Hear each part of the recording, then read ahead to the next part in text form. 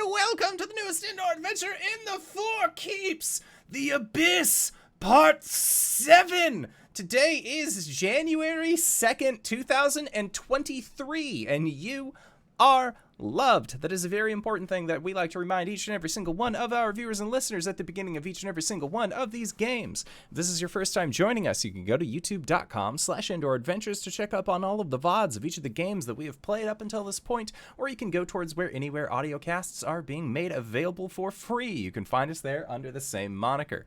And speaking of things that are being made available for free, if you go to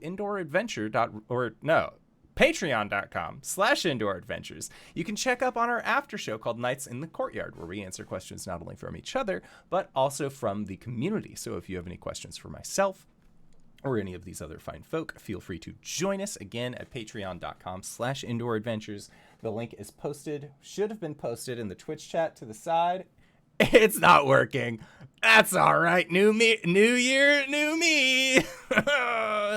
Somebody who knows how to do things around here. But we will all figure that out. So otherwise, hey, the links are in the doobly-doo down below. You can check out in the description of this video or audio cast, links to the Discord, links to the Patreon, all sorts of places that you can go and support this wonderful cast and crew. And speaking of which, let's say you already support us on Patreon, you already support us on YouTube and Twitch and all of those other wonderful places, and you're trying to think to yourself, where can I go to help support this fantastic show even more?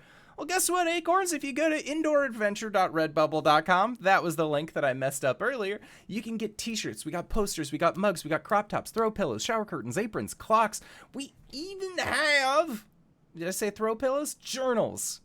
And I know that I have it around here. We also have face masks with a lovely Tiamat symbol upon its face, designed by our very own Cyberwolf1201, where all the proceeds of our merch is currently going to help support Doctors Without Borders. So if you want a kick-ass t-shirt like this, or a sick mask, or a journal, or all sorts of stuff that we got, again, you can go to indooradventure.redbubble.com, pick yourself up something nice. But speaking of things that are a little nice, hey RJ, who you playing today? I don't know about you, but I've been on Santa's naughty list, if you know what I mean. Hey, everybody, I'm RJ. Today I'm playing Caelum, the Shattercow Wizard Fighter. We both go by he, him. Ho, ho, ho, boy.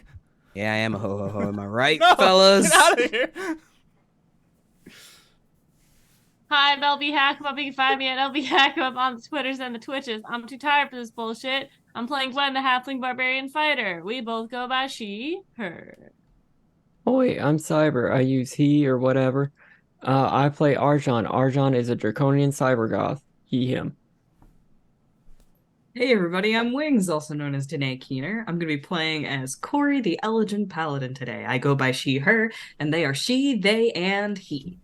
And I am the Indoor Adventurer, he, him, and tonight I shall be your Dungeon Master. So, last we left off, that was a year ago. Nobody knows what we were doing last year, least of all me, but thankfully I kept relatively good notes. So, you all made your way to the drow city of Tev El Yan, where you ended up sequestering yourself among the folk, kind of trying to find a decent way into this music festival. It was then that you were presented with a letter from an old friend of Oliviette, an individual by the name of Percival, who is now currently in charge of one of the primary drow houses. That, of course, being a house that I have written down here in my notes, like I was saying that I had things written down in. I believe that is House Kesevet. That is what my note says, so we're going with that. It was from this that you all were presented with several choices, as well as a tidbit of information, where you could either wait for the finale of the concerts along the following day, where the band known as Power Word Thrill were going to put on a showstopper, the likes of which no one is actually very sure as to what that is going to be. Or you could go to the after party and try and sneak your way in at the location of where House Manstrayan is currently bolstered. It was at that point that you all decided, I mean, fuck this place. We want to get this done as quickly as possible. We don't want to be in this drow city for longer than we need to. So you decided that you were going to stake out the concert. You ended up reconvening with your old Gith friends, Bill and Ted, who were part of the Stallions of Wild Space, an incredible band that was indeed invited to said after party. Now, you were all able to go into the after party by either posing as roadies, the manager, and this wasn't even a posing. Arjhan, you have other musical clients that you managed for as well, but so you were able to kind of fit into the groove a little bit easier. But your group was let in to this rather illustrious party. It was here at that after party that Oliviette recognized that this was her childhood home, and it is currently being destroyed in the most punk rock way possible. It was also at this party that Arjhan, you were able to spy Charlie Menstrayan, or Charliza, she is more properly known, that was putting on a spectacle, a one-man show, a live man show, where a lot of the members of her one-man band were indeed undead. And it was at that point that with your high perception, you also started noticing and listening in that there were quite a few necromancers here that seemed to be going around trading spirits and undead as if they were some sort of weird collectible card game. It's rather unsettling for an individual who is not a huge fan of the undead. But the thing that was most unsettling, perhaps the most unsettling out of all, was Caelum. You had seen a woman get a tray of drinks splashed onto her, frustrated, walked back past you into the servants' quarters, and you recognized the face, not because you've met them before, but because you are very well acquainted with her daughter. You recognized this as Oliviette's mother, who is now forced to serve in the house that she once called a home. Now, I believe it was at that point, Caelum, that you went up to Oliviette, mentioned that you had seen her mother, and then offered her the owl mask of non-detection, which I believe that she was in the process of taking, and that is where we last left off. So, our group is a little spread out. Arjhan, you had used a locate object on the Wand of Orcus to try and track down where it could possibly be, and it was pinging quite brightly off of the hostess of this here party. Cori, you and Oliviette were sort of standing off to the side, making sure that, you're not really bumping into anybody. Gwen, I believe you were just enjoying the party, not necessarily to the full extent that, say, the band Orc, spelt with a K, is enjoying this party, but, hors d'oeuvres, snacks, why wouldn't you love this kind of thing? And that is where we last left off, was everybody sort of scattershot around this party. But Cori, Caelum, and Oliviette have once again reconvened.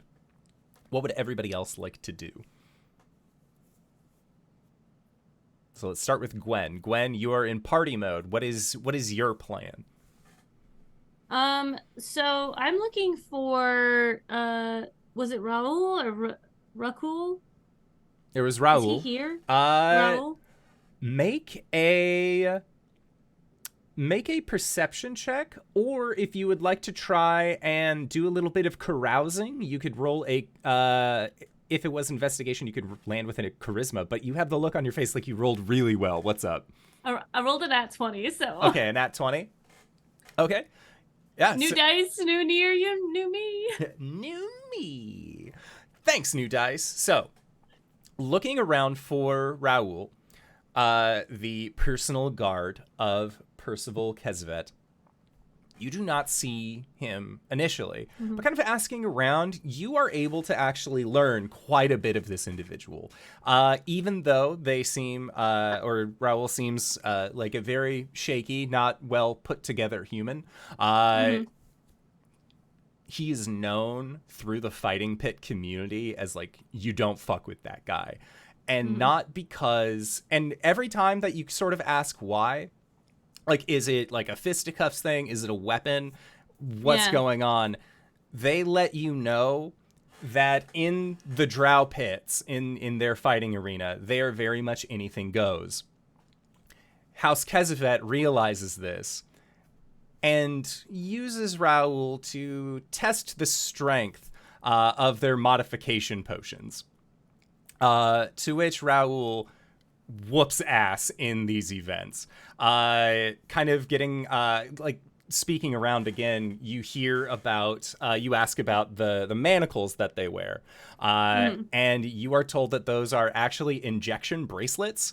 So when Raoul reaches a certain point, the bracelets will then, rather than consuming the potion like orally, they will just inject the serum into Raoul, Fucking who awesome. then they have described as being as tall as the Plainsfolk, which you recognize to be Goliaths.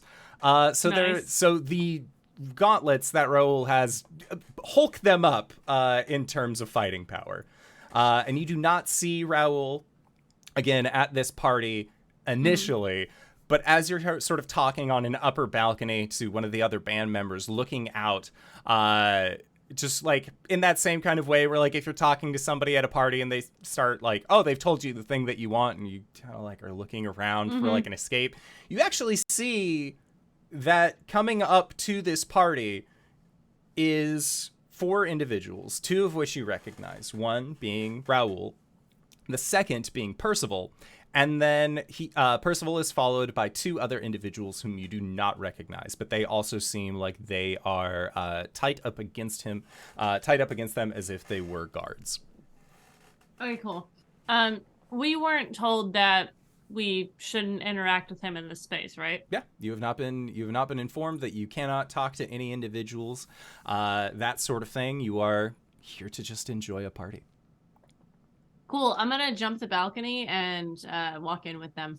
Okay, so when you jump to the balcony, Raoul immediately takes like a readied stance, and you see that the two individuals that you don't recognize, there is a thinner looking woman that stands behind, and like underneath cloak, you see like immediately going to draw daggers.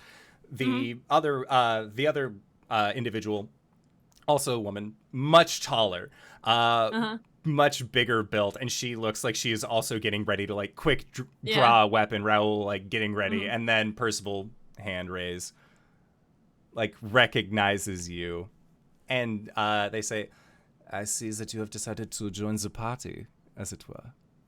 Of course, I like your entourage. Y'all look amazing. Thank you. Looks the really tall one. Yeah. And you can see like really tall one, as usual. like pulls the hood back, and you can see that there are like intricate side woven braids, long white hair, just jacked. And I'm married. Percival will introduce these 2, the shorter one as Ren, the taller one as Nyx. All right. Hello, I am Gwen. I am, I'm a fighter, but a friend of Percival. And Raoul, you met my friend earlier.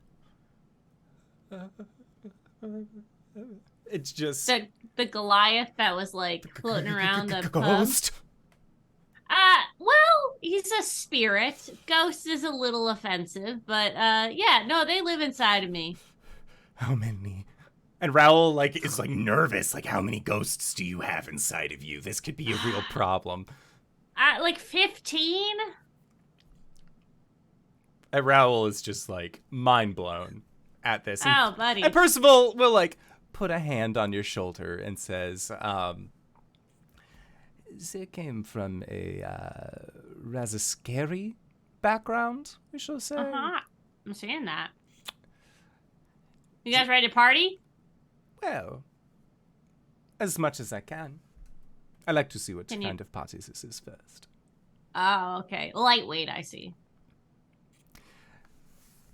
Percival looks at you, and there is like eyes up, smirk, leans down, like as you're going in, and says, "The Kezevet family is the primary vintners of all of Tevelian. The finest wines that you can find are made by my family." Everything else is kind of shit. I would not consider myself a lightweight, and not everything else is shit. A good dwarven mash can make for some hard mushroom ale, but That is not what my I'm family just goading specializes you in. into taking shots with me. Yeah, if that's what you want, Yes. perhaps we can work something out.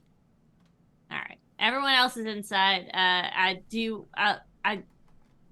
They're kind of doing their own thing, and I'm just here to like keep an eye on things. So if you need anything, let me know. If not, I will be standing by the food table surveying. Do what you do best. Integrate. Have fun. And Okay. Percival will, and you, Percival, and the crew will make your way into this here party. All Arjhan, right, let's party. Arjhan, you have noticed that, like, again, the Wand of Orcus is within Charlie's grasp, or at least within on their personage. And you have also noticed that this place is rife with necromancers who just seem to be who seem to hold the same respect for the dead that a young me once held for Pokemon cards. Oof. Is Charlie's with people right now? She's in like the central sitting room area. Not only is she surrounded by undead, but she's surrounded by other concert and party goers as well. At some point, I would like to try and get her attention. Okay. Like walk up to her. Excuse me, Charlie's. Arjhan, the manager of the Stallions of Wild Space. I just wanted to introduce myself. Thank you for inviting the band, and I have a question for you, actually. Well, first off, Stallions of Wild Space. They are like, oh my God, right? Like the way that Bill does the thing and the way that Ted like follows along with it, it's insane, right? So like, first off, if you're managing them, wicked cool. Have not heard of them having a manager before, but you know, like things go by. It would have been a lot easier to get in contact with them actually for this event.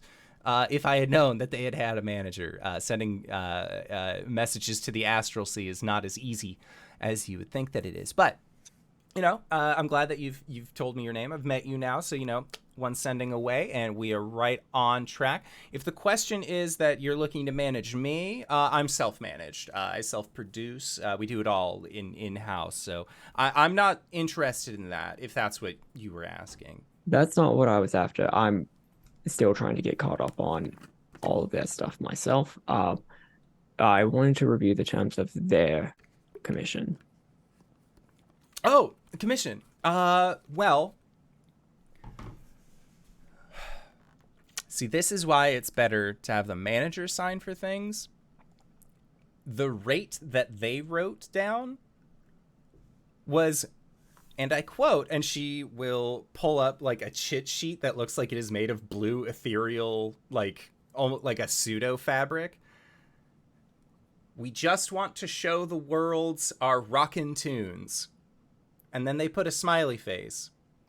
Now, we can talk about compensation, but as far as your clients go, they asked for exposure. I don't really know how to, like, we can work it out as like a retroactive thing or like moving forward. No. I just wanted to review whatever these idiots signed for. Yes, they signed specifically to play a set on the second day, which they did wonderfully. Absolutely fantastic.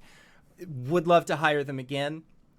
As far as, again, for their payment, they seem happy, I think. I'm not really good at reading, like, Gith expressions, but, like, they still see, like, smile and teeth. Like, that's, like, a good thing, right? Like, that's a good... Like you're doing right now, like, smile and teeth. That's good, right? This isn't good, but yes. For them, that is good. Oh, okay. I just want to see the writing. And she will That's it. I just want a copy of the writing. Hands over this long blue chit sheet.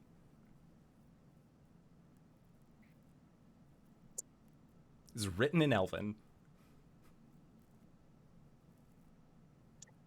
You know what? This is great. Thank you. I will take the time to review this while my idiots enjoy this wonderful party. Well, that that's what you've- parties are for. Let the idiots enjoy themselves, you know? Like, let's have a few drinks, play some music. Is the wand on her? Not that you can see, no. Great. Cool. And yes, they can enjoy themselves while I try to clean up their messes. Thank you. Please excuse me. Wonderful to meet you. And immediately, like, gets caught up in another conversation and is swept away.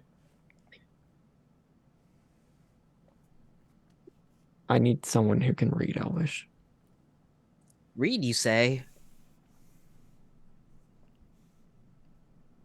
I will try to find Caelum. Okay. Yeah, Caelum, Oliviette, and Cori are in the exact same place where you had left at least two of them previously when arriving at said party. Hey, what do you need?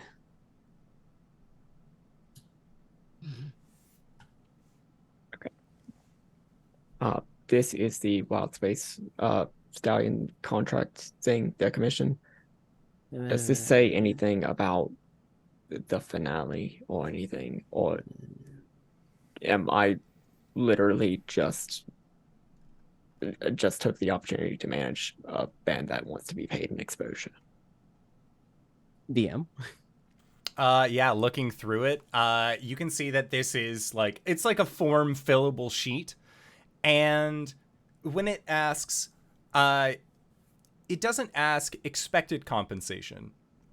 It says, how would you like to be compensated? And the response in Elvish, and it looks like a very nice script. Mayhaps Bill and Ted are bilingual. Who knows? There's a lot of communique between the Gith and the elf.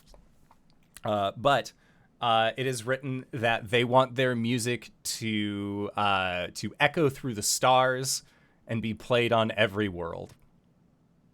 Yeah, they wanted exposure.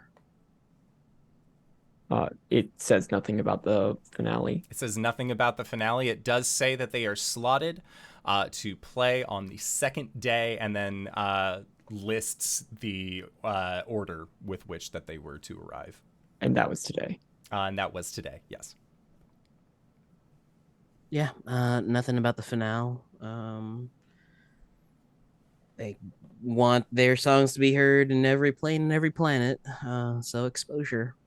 Great. I got this from Charlize. Charlize has the Wand of Orcus on her, but not physically. It might be within her. So we go through the sternum. What the hell are you talking about? Oliviette just like, she looks shocked at this. Well, there'd No? be no reason for her to produce it at this point. If it's not inside her, then maybe we just need to bait it out. So how would we even do that? Would we, what? Try and get her drunk and then say, hey, I heard you have a really cool wand. Do you want to whip it out and show everyone? And just You can hope try. that she plays along? You can try that, or I'm sure she would use it to defend herself. That's kind of a gambit. If we pull the trigger on that, then this whole thing gets busted open.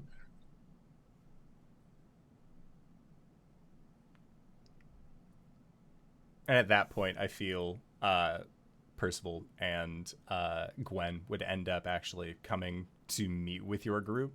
And Percival... Cori's got her head on a swivel looking for Oliviette's mom. Mm-hmm. Oh, Because yeah, if Oliviette's mom is ever like in an eye line, she wants to be between the two of them. Okay, make a perception check. Okay, I can do that.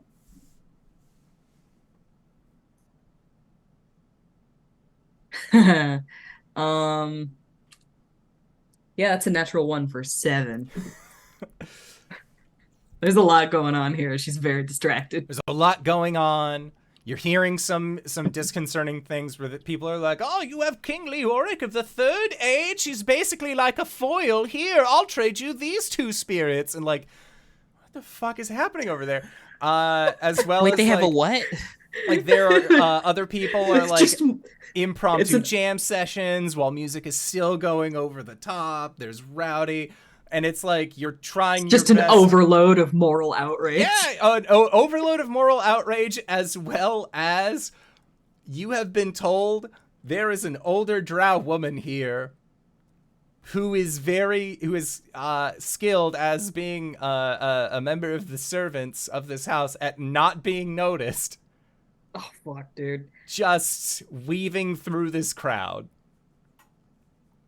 So you're like trying to do like the shuffle, and like every time you think you see old white hair, you're like, oh, what, like trying No, that's your Caelum. best, but it's almost And we're in a causing- drow city. Everyone's hair is white. Yeah, so she's- it is almost more like you are drawing attention to yourself more than you are trying to like subtly like block line of sight. Well, I mean, it probably looks okay because Cori is pretending to be Oliviette's bodyguard anyhow. Mm-hmm. So she just looks like an overzealous bodyguard at this point. And I believe everybody's seeming as well. I believe so. Again, Percival and Gwen will show up at this at around this point as well.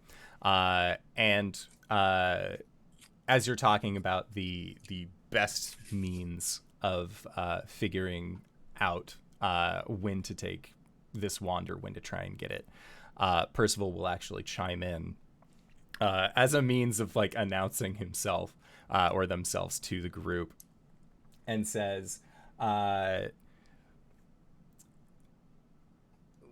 are 2 options that you could do. There is try and get it now and create a ruckus, or in the event of the showstopper tomorrow when whatever she has planned is going to break loose, do it then. We're technically still in information gathering stage at this point, as far as I'm considered. She has not done anything that is wrong, technically. So she will still have the city guard at her disposal. Arjhan, what do you mean by inside her? Things to think about. Bye. And like Percival will tap shoulders, Bye, give Percy. like a cheek kiss, and then walk away. I mean, I have a read on the wand. It's here. It is here. It is occupying the same space as she is, but it is not physically on her person. Wait, hold on. I'm gonna grab Raul before he walks away. Hey, it's okay. It's okay. I just want to know if you look at her and like subtly points over. Do you see a rod that on her or around her that's kind of hidden from normal sight? No. No, there's no like glowing aura or like. There's there's like a string Mhm. that I can see. It's tied to one of her pockets, and it seems to just around, you know? Yeah. Like Raoul Okay, looks you're- up in the You corner. okay? You're okay, buddy. All right, go on. It's Go not back to your friend. here. It's Hold there on, let here. me look. She's gonna shove past Raoul, the other ghost that he's seen. And she's gonna divine sense. Okay. What does your divine sense do? Fey Fiend Undead? Fae Fiend or Undead. Lot of undead. Uncomfortable amount of Well, undead. yes, I mean around her, but like inside her. Inside her. Definitely. You are getting the hint of Fey that you associate with a half-elf. But there That's doesn't it? seem to be any like necrotic energy like boiling from her core outward. She's Hi. Hello. Sorry. Roll, do you know a lot about spirits, ghosts, and phantoms and the like? Bad subject for him. It's a bad subject. Raoul will look at you and like with the most sober expression. All that I've tried to forget. Just a very soft slap against the face to like just get them back here. If something was stored on the ethereal plane, would there be some way to like move it around with you? That depends. Are some mages, shopkeepers, banks will have it's a tiny chest that they keep with them, and then there's another chest somewhere else, usually where the ghosts are, that they use to keep things in, and the chests are connected. Oh, right, like the Here, but not here. Well, it might be the same sort of situation. She might have stored the wand somewhere on her, but it might be on the ethereal plane. It Is would that track all? with the whole motif. I mean, who would be actively looking for this besides us? You think it's stored on the ethereal plane? Perhaps. I From can what Raoul literally- was saying, it's here but can- not here. I can just go there. Are you half ghost? No, I am the ghost. No. Okay, just a quick problem. She might be able to see you on the plane. We could test it. How? I'm not a Yeah, ghost. I don't want to go to the ghost zone. No. I have Grayskull. Well, I have a lot. I have a lot of friends There are a lot of ghosts around her. in me, penetrating me. Not. That's I meant Charlize. Oh, So what's one more approaching her then? No. Rifling through her pockets might be a bit much. Perhaps. But we should probably know whether or not she can see us. That's a thing, right? That's a thing that people. I know that you could do it, but in general. So, I could try. It's gonna take me a second. You can become a ghost? How many of No, you can I- become ghosts? I used to be kind of... Everyone can be a ghost. Only once. Well, not. Okay, bye. He just fades away.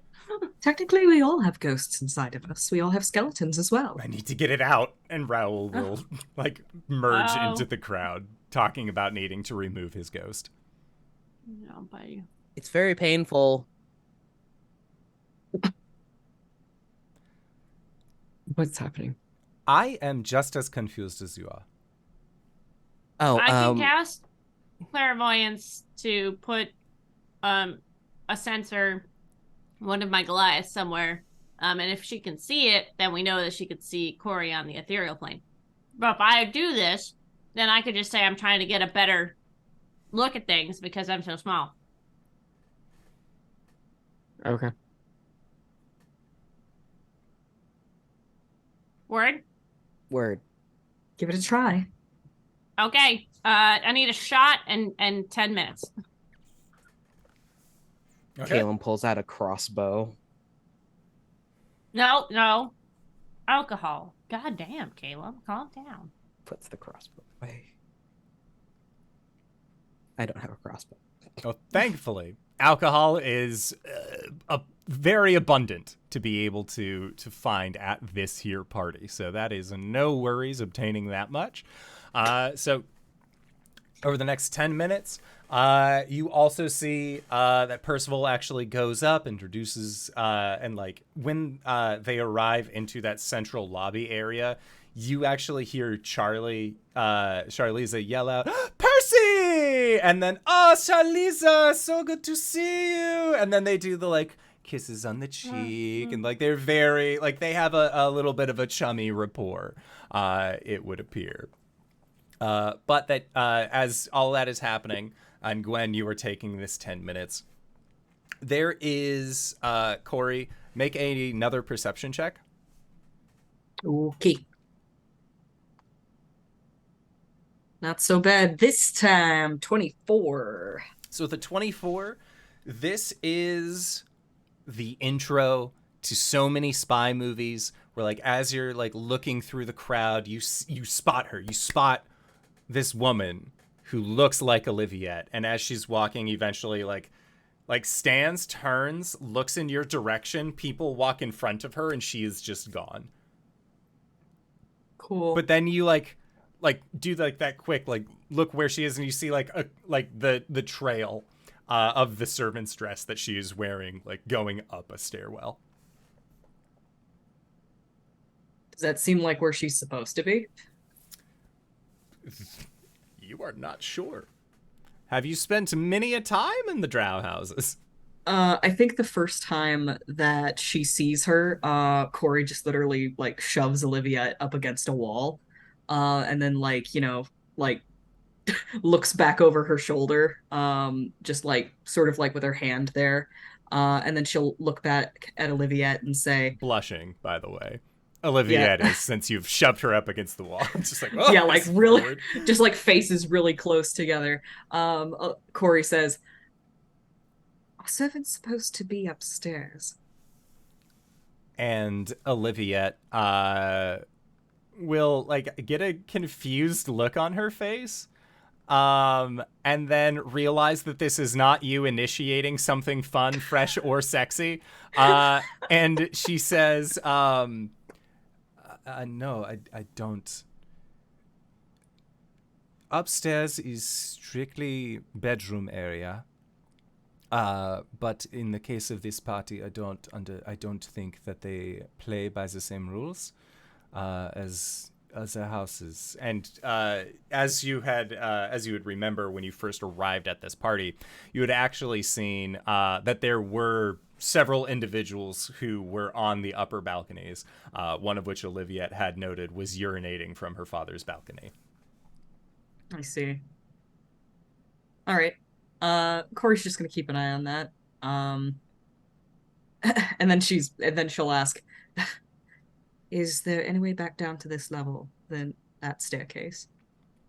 And Oliviette thinks a little bit about it, and you actually watch as there is that one of the drow who are up top on one of these balconies just walks directly off of the balcony. You see a quick magical effect as they levitate back down to the ground level and then just continue about their partying way.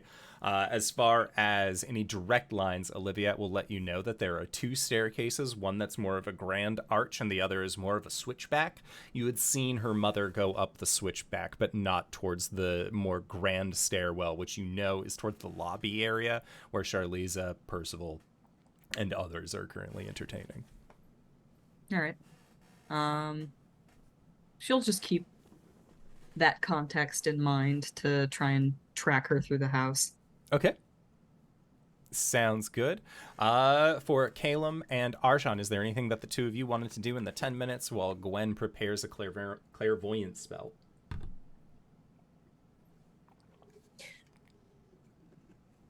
I'm gonna take a lap around for more reconnaissance. Is that okay? Sure.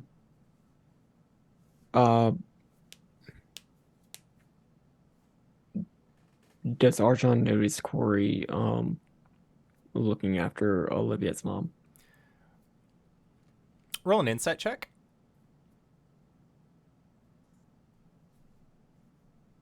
12. A 12. You notice that she is looking out for someone, but as far as who directly, it's you're fairly certain that it's Oliviette's mom, but it also could be it could be a handful of other people at this event too.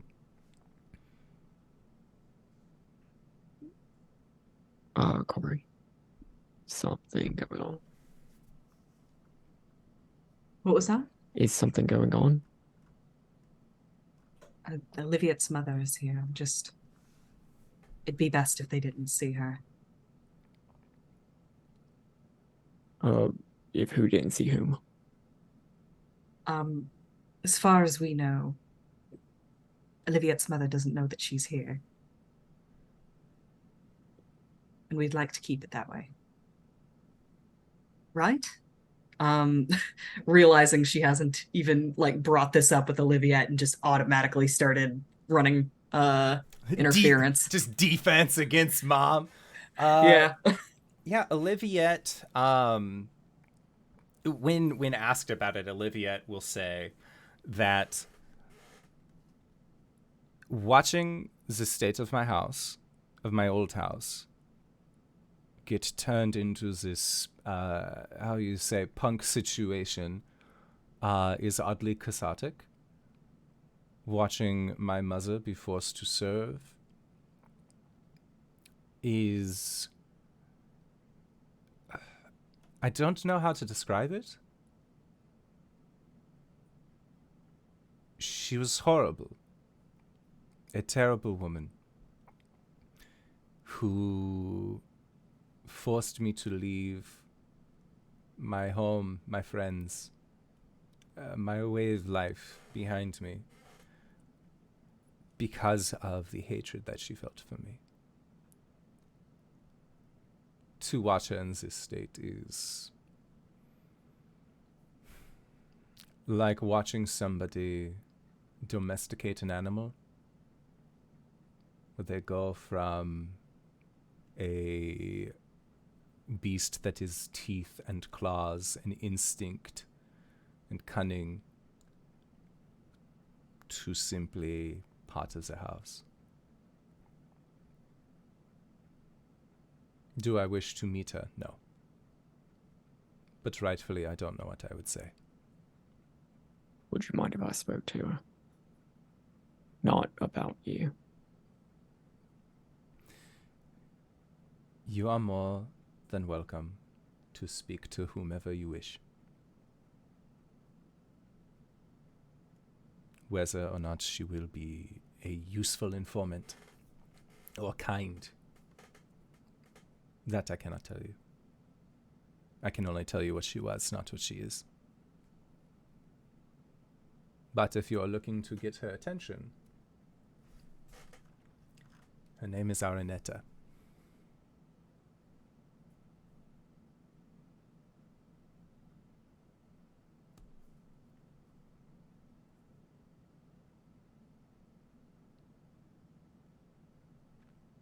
Arjhan's going to look at Cori.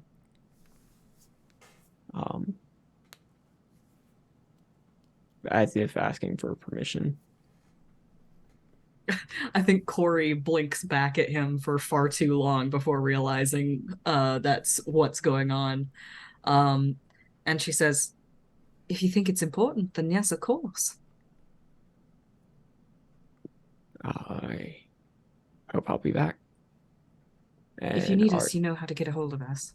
And Arjhan's going to go upstairs in the direction that he surely hopes that Cori told him that she was going in. Okay. Sounds good. So, Arjhan, you are off. You were walking off to do that? Yeah, trying not to be immediately noticed by her or anybody else. Okay. Make that stealth check.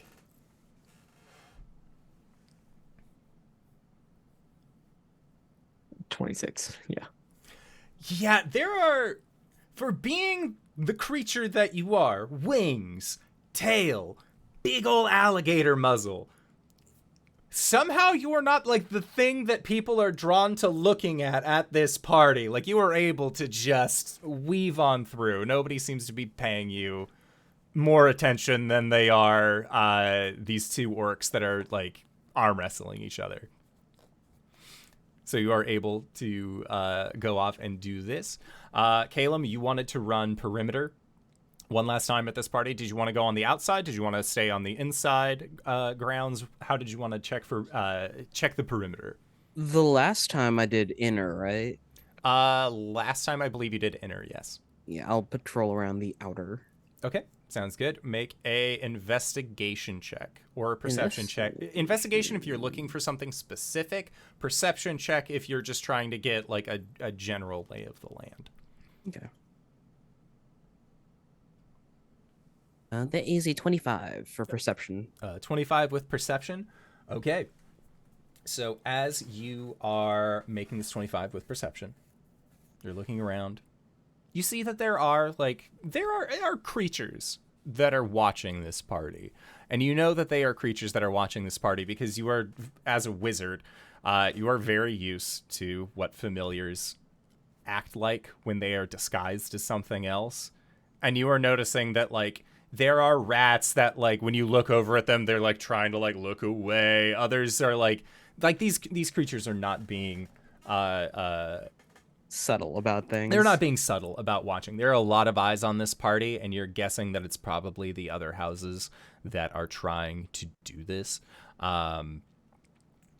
As you make your way back around, you also still notice that even though this party has been going on for a while now, that there is still a line that is being formed. But you can see from your position that the line, while being straight, winding down this road, is beginning to bifurcate. And it looks like it is splitting down the middle to allow passage to a group. And it looks like a group of roughly, I believe it is going to be, just want to check, 1, 2, 3, 4. It looks like 5 individuals are currently making their way towards the front gates, and like you are watching as people actively step aside for them. And I'd say you got a 24 with your perception? 25. 25. Okay, so you can see that there is a human-looking woman, big curly brown hair, ripped sleeves. She looks kind of muscular, and she seems to be laughing, chatting with another dude who also human. Looks relatively normal. White t-shirt, black tie, like Buddy Holly style glasses, little bit of pushed back hair. And then you also see that there is another human that's like hair, big tees, like studded bracelets, all of that jazz. They seem to be very much playing into their whole look. On the other side, you can see that there is a Warforged. There is just this giant mechanical construct that seems to be walking along with them, that the members of this group are regarding as one of them. It seems like they are part of this crew.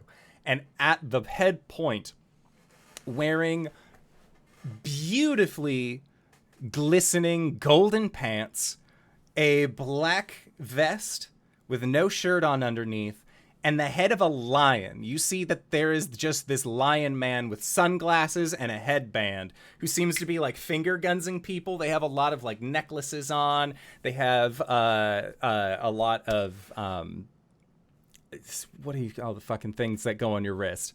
Bracelets. Thank you. God, the word escaped. But like bracelets, necklaces, like the whole like the lion's mane has been braided to have even more jewels in it. Like if this lion man could look hair metal as hell, that is the look of this lion. And as you watch this group appear, you start to hear murmured voices.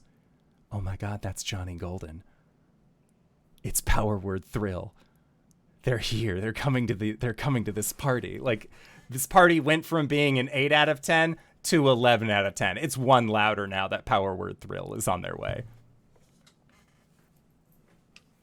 Huh. Well, that could be interesting.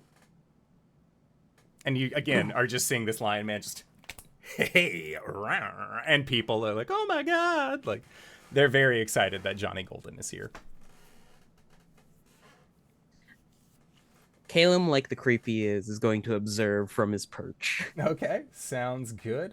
Caelum, as you continue to observe from your perch, Gwen, you are enacting a clairvoyance. Yes. Remind me what my foaling's name is. That would be Tandriel Stompfoot. Andriel. I know that one off the top of my head, but honestly... so many other names and things that have been going on in this campaign for 19 levels. I know. So I'm gonna summon Tandriel. Okay. To go, like, kind of like sitting up in like a corner, so that I can, just hanging out. Post it. Yeah. And I'm going to observe to see if our friend notices. Okay. Well, I know Raoul will notice, but Oh yeah, Raoul, like, and that's the thing. So you are sharing your sight with Tandriel, right? In order to get this clairvoyance. yeah. When you arrive into the ethereal plane, this is a necromancer party, and they all brought their toys from home. Oh boy. There are a lot of undead spirits that are just like passing through people. Like they just seem to be littering about, and you see Raoul just like looking at all of them and like mouthing, "I have a ghost inside me. I have a ghost inside me." And like one passes through them and like, "I have a ghost inside me!" Like they are not having a good time, but doing their best to keep it together for the sake of Percival. So, you were like, but the thing is, Charlie does not seem to be paying any more attention to Tandriel than she is any of these other spirits. And the spirits that are here, none of them seem like they are on the same operating level as Tandriel, where these are the quote-unquote mindless, restless undead that are being utilized just as like, if I need them in a pinch, I just snap my fingers and pull my wraith from the ethereal realm into the standard, like that kind of thing.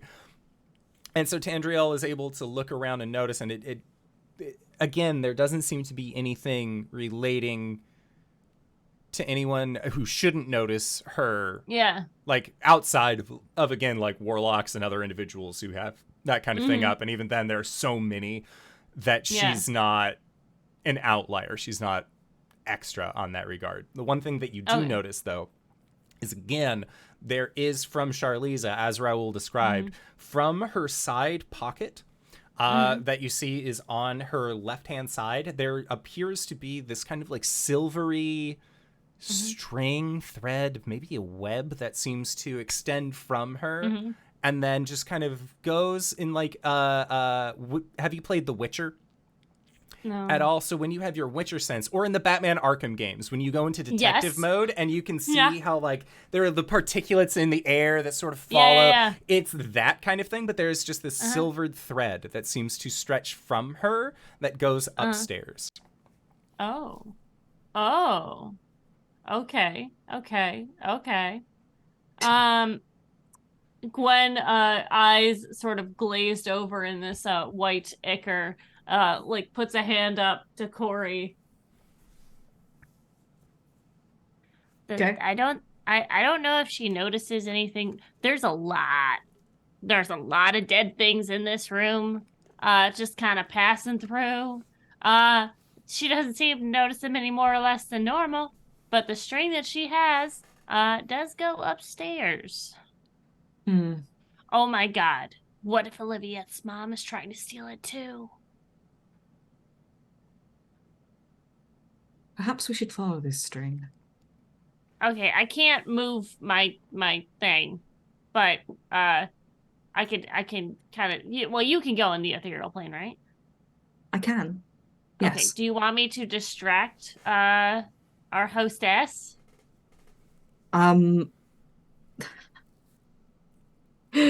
Is Cori wary enough for that? No, I think she's distracted by too many things.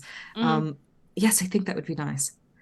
Okay, I got it. Like Gwen starts to do the thing where she's like seeing through a different perspective, so she kind of like, you're playing VR right now. Like you have a different set of where your eyes can see and what your body is doing. You have the headset on. Yeah, exactly. So I make my way over and see if I can strike up a conversation. Okay, so if you want to try and integrate yourself into this conversation, Gwen, I am going to need you, and I know that we've had Gwen make the most rolls out of anyone this campaign. You're going to need to make a performance check to integrate yourself into this pseudo high society.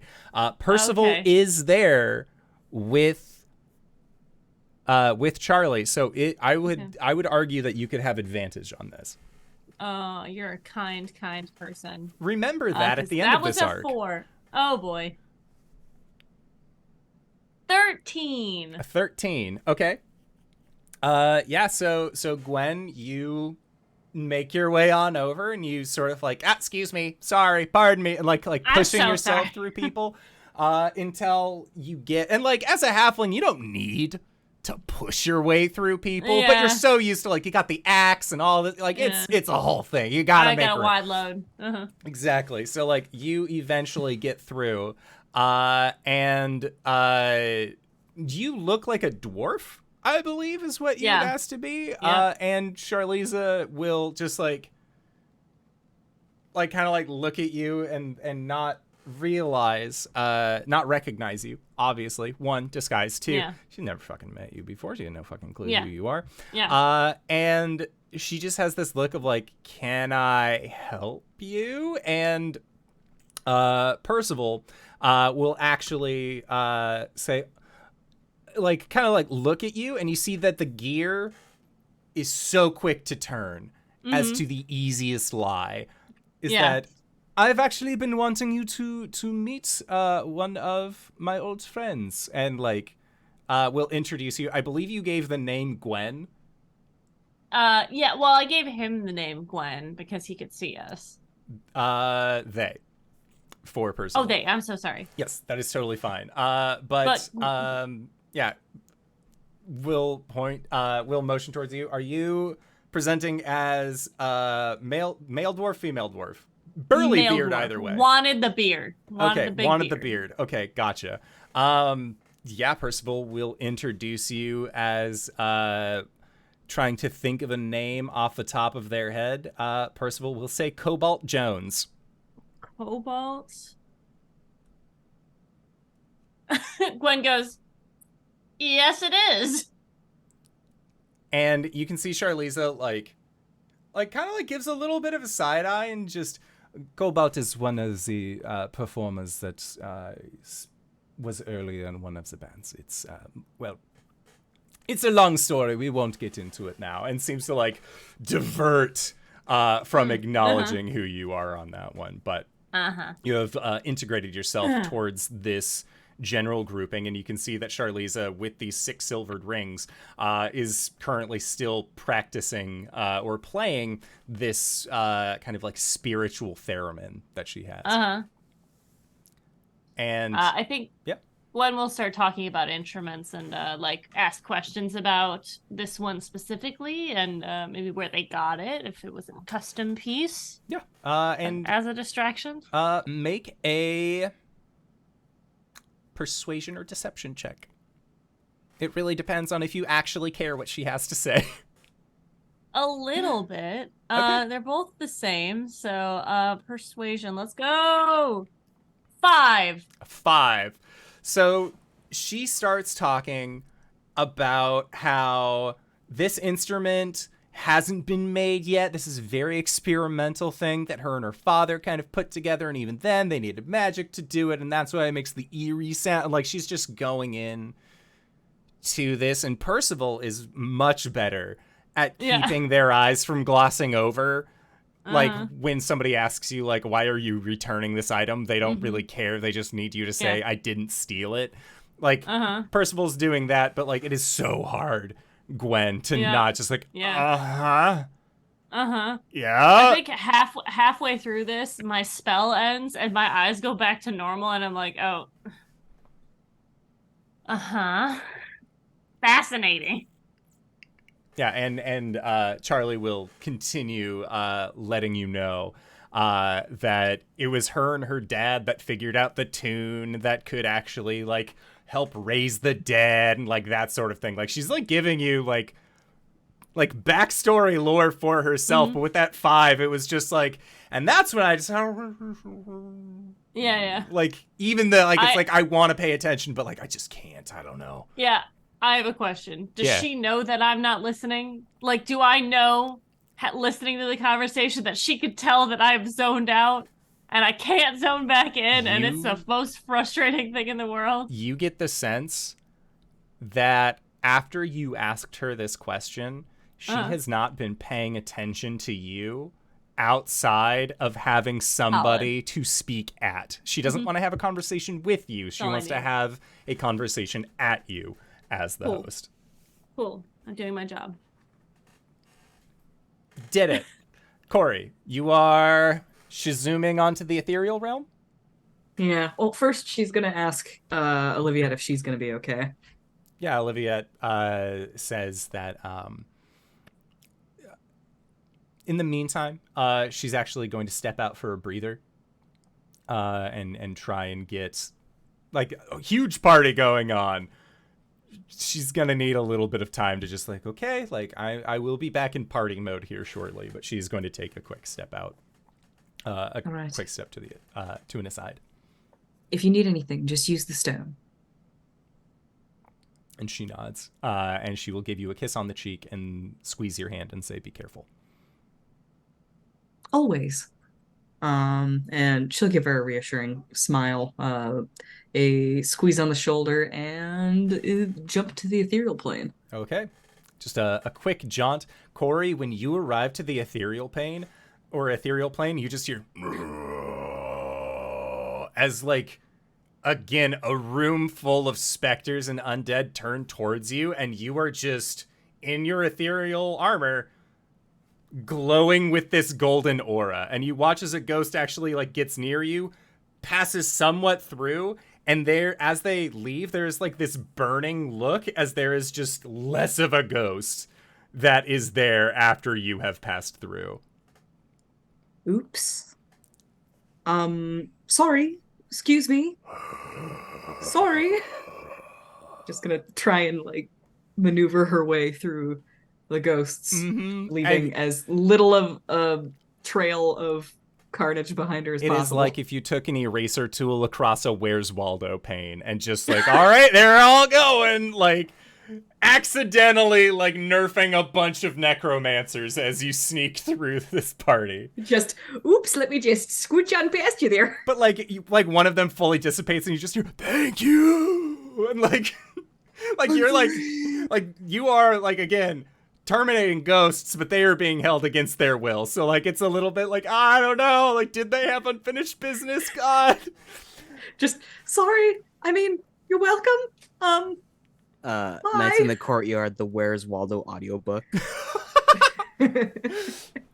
So, yeah, she keeps on going. Okay, so yeah, you have entered into the ghost zone and are in the process of busting some ghosts on your way to hopefully bust some heads. Arjhan, you are full sneaky. You follow the stairs that you saw Oliviette's mother go up, and when you arrive at this top flight of stairs, you do not see any individual. You do not see a member of the wait staff by any means. Make a be to track down somebody. So if you want to make a survival check or a perception check, or if there's a third skill that you want to sell me on, you're more than welcome to do that as well. 18. You don't see footsteps because, again, these buildings are made out of stone. But what you do see is that there is a wall that is very much not a door, that looks like it has scrape marks along the stone at the base to make you believe that there is some sort of passageway that the individuals are not wanting you to see that is at this place. You also see that there are drops of fresh liquid, not blood necessarily, but more so just fresh beverages and things that might have been spilled onto a person as they are exiting. And you see that this drop trail actually leads to what you would, upon like touching it, is a physical wall. But you know that there's something beyond this wall. Any obvious mechanisms, points of entry, or is it just like this wall scrapes? Like, can this wall be pulled, or is there like wall sconce, loose brick, some mechanism like that? Make a perception check.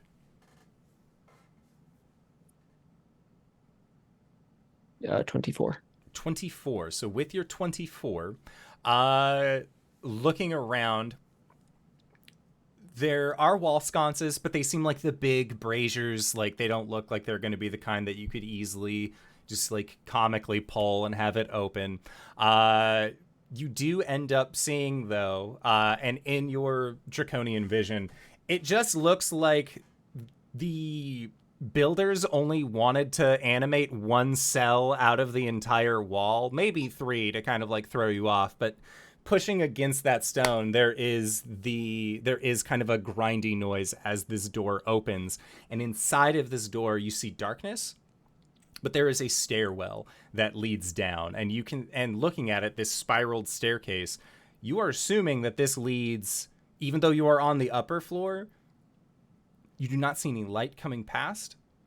There might be a way to the bottom floor, or it might go even further down. I would say that with your perception, kind of like taking a peek in, you can see that it actually goes beneath what is considered to be the first floor. It's a spiral staircase. That is correct. Is it tight enough where there's no like empty space in the middle, or is it? There's a little bit, I would say. Yeah, to keep up with the secretive nature of it, you would need it to be, you would need it to have a little bit of air room. And you can see, I would say again, with your perception, that what you are able to see is that beyond that first floor landing, in this basement, this unknown basement, that is where you actually see the trail of, again, that servant's gear walking into. And as you witness this person that you are assuming, and rightly so, to be Olivia's mom walk out of sight in this basement room, that is where we are going to go to our break for the evening. When we come back, we got hijinks, we got good times, and we got some fun with friends right in front of us. But until then, we are going to be back in 5 to 10 minutes. Don't go no place unless it's to grab a food, grab a drink, grab a friend, or possibly go to indooradventure.redbubble.com. Pick yourself up something nice. And we'll see all of you guys shortly. All right, everybody. Bye-bye! And we're back! Simon. Yes. So I've been thinking about this whole little situation we're in. And it's reminded me of a donut hole inside a donut hole. But we must look a little closer. And when we do, we see that the donut hole has a hole in its center. It is not a donut hole, but a smaller donut with its own hole. And our donut is not whole at all. I just watched Glass Onions. I was looking up in a while. Compelling, though. I love this. Compels me, though. Just one more thing. Just one more thing. Just one more thing. Did he say just one more thing at some point? I haven't watched Knives Out. I've only watched Glass Onion. And I've only watched You Glass should Onion watch today. Knives Out. I think if you liked Glass Onion, you will love Knives Out, and vice versa for everyone. Go watch that, everybody. I need to finish it. He's just so cool. He's just like a fun, bumbling detective. Like, But he's gone are not. the days. He's not really bumbling. He's not bumbling at all. When I say bumbling, I mean like In a Columbo as sense. opposed, yeah, in a Columbo sense, as opposed to like the Hardcore. tortured artist type of Mhm. detective that we've been subjected to for the past century or so. Mhm. Now we can just have like a weird little guy in a fancy outfit, and that's Yeah. great. I want my Oh. detective to dress the exact same as a banana in pajamas. That's all I've ever Yes. wanted, and with Glass Onion, that's exactly what I got. But now, an even deeper mystery is at hand. A I mystery mean, I so had a deep. joke too, but we can skip over that. Keep it- We spent too keep long! it- save- I got save it fired next for my time. job as a taxi driver. Turns out customers don't appreciate when you go the extra mile. That's good. though. Dingus. Love that. All right, so where we last left off, Arjhan, you have seen Oliviette's mother go into a secret staircase that leads beneath the house. Cori, you have just been dusting undead on accident, walking through the ethereal plane. Gwen, you are Let's make disguised. this easy. Everyone who wants to go to the great beyond, raise your hands. like you see that like one half of the room, like it's like intermixed, and like you have to be like, okay, everybody who wants over there, everyone who doesn't over there, and then you like just like are doing shin sprints. Or like shin sprints back and forth, just like you're like getting ready to do like relay running for basketball training kind of deal. Just God. full armor, it's fine. I mean, how long does your armor of etherealness last? Like 10 minutes? An hour? An hour? Yeah, you're fine with think. an hour. You're totally good. So yeah, you're just like going back and forth, 8 running through hours. people. And Raoul is watching, and like at one point will like stand up and actually like stand in front of you in the hopes that you run through him and purge him of the ghost.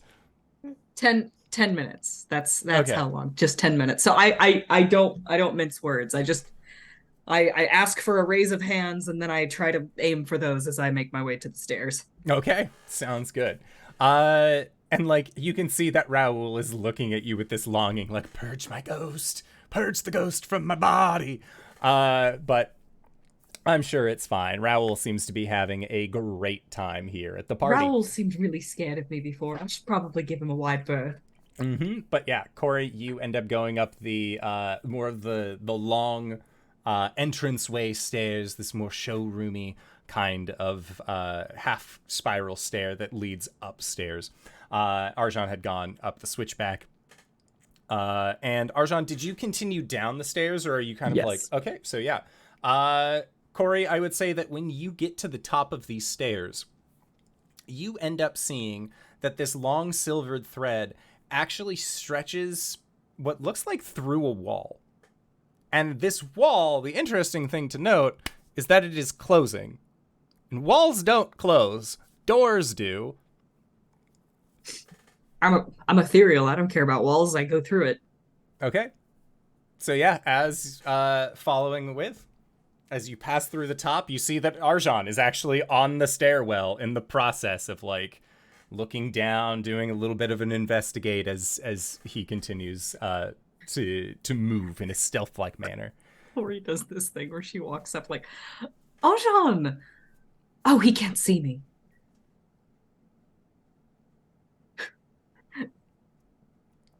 Well, Arjhan, if you're here, then... And Wait, you were looking for Oliviette's mother. And Cori, you were seeing that this thread also just continues to wind down the staircase. And if you were looking for Oliviette's mother, and this is where I've been led to... Gonna rush down the stairs. Okay, so yeah, as you were floating down the stairs, and Arjhan just doing a stealth, also creeping along, relying much more on your stealth than somebody who is a ghost for the moment. But the two of you are descending down the stairwell, one on the ethereal plane, one just doing a heckin' sneak and having a great job, doing a great job of it. Caelum, you have noticed power word thrill. They are on their way to the mansion to have to join in on this party. Is there anything that you would like to do? I would say that you do, as part of this, you do also notice that Oliviette has stepped out of the party, and she is kind of like along the wall and just sort of like having a moment to sort of breathe to herself. If Caelum notices this, he'll just quietly sidle up next to Oliviette and bump a shoulder into her just to tell her he's there. And she will, like, when she hears the crunching of like dirt and stone beneath your feet, there's like a quick eye that you know is like trained deep in her, that if someone approaches, assess the threat immediately. Oh, it's not a threat, it's Caelum. Caelum is a friend and therefore not a threat. Not a threat to Oliviette. Exactly. And so you bump shoulders with her, and she just sort of smiles and kind of continues to look on and notices the group that's coming up as well.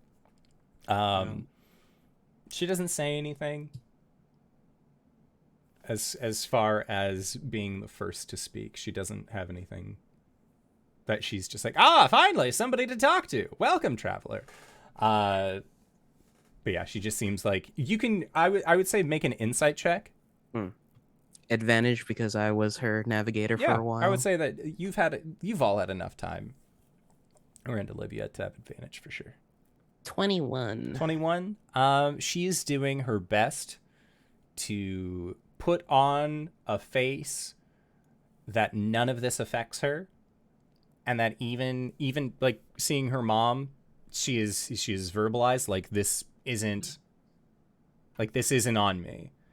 And you can tell that like she is in the process of currently telling that lie to herself. Homecomings are weird. You spend so much time on the road and you get back and a lot of things change. I can't imagine how this is for you. But you can take solace in when all this is over, we can hit the road again and leave this place behind.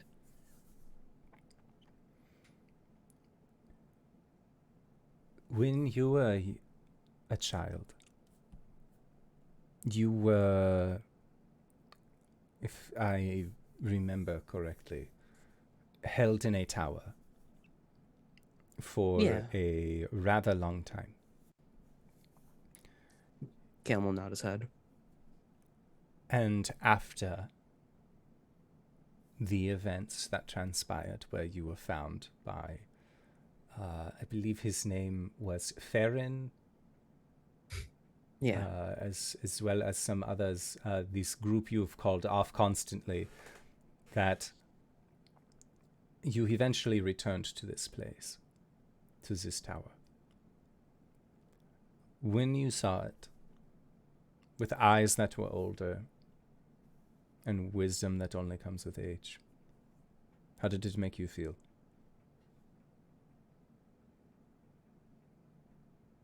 It took a long time for me to realize something about that situation.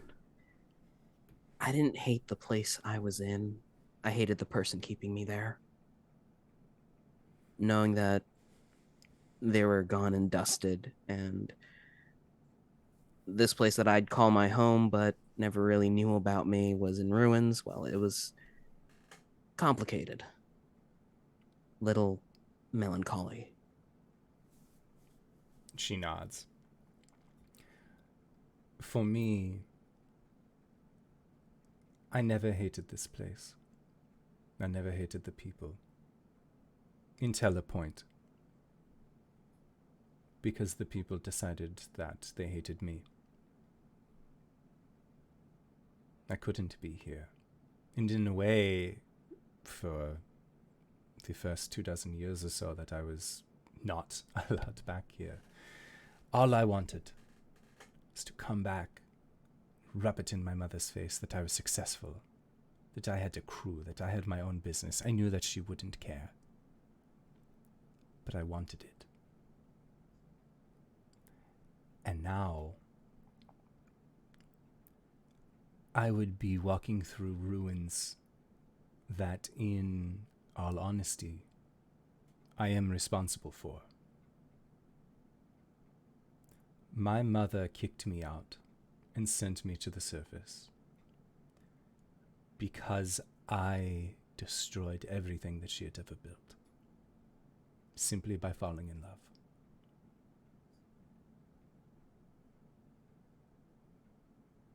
It is hard to say I hate this place, because the place never did me wrong. It is hard to say I hate my mother, because honestly I can't blame her for what she did.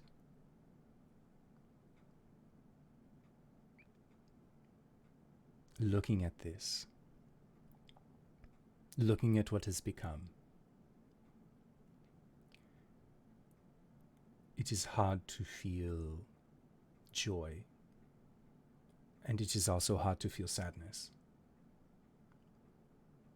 I am stuck in a limbo state where I see things that were built by my ancestors getting destroyed, and rightfully so, shit people. But had I not gone to the surface, I never would have known.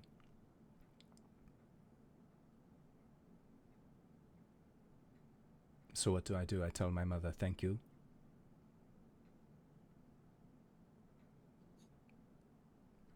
I can't do that.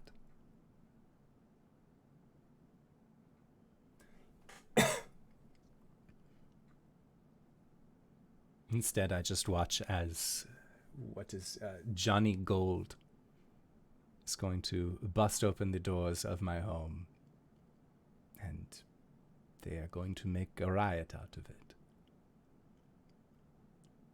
as they do.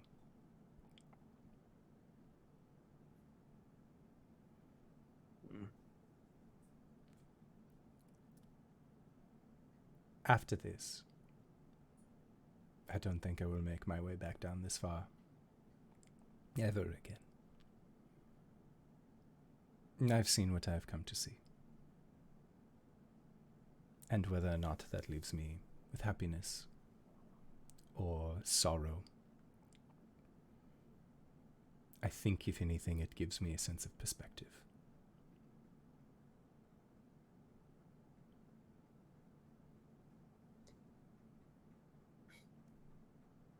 Well, well.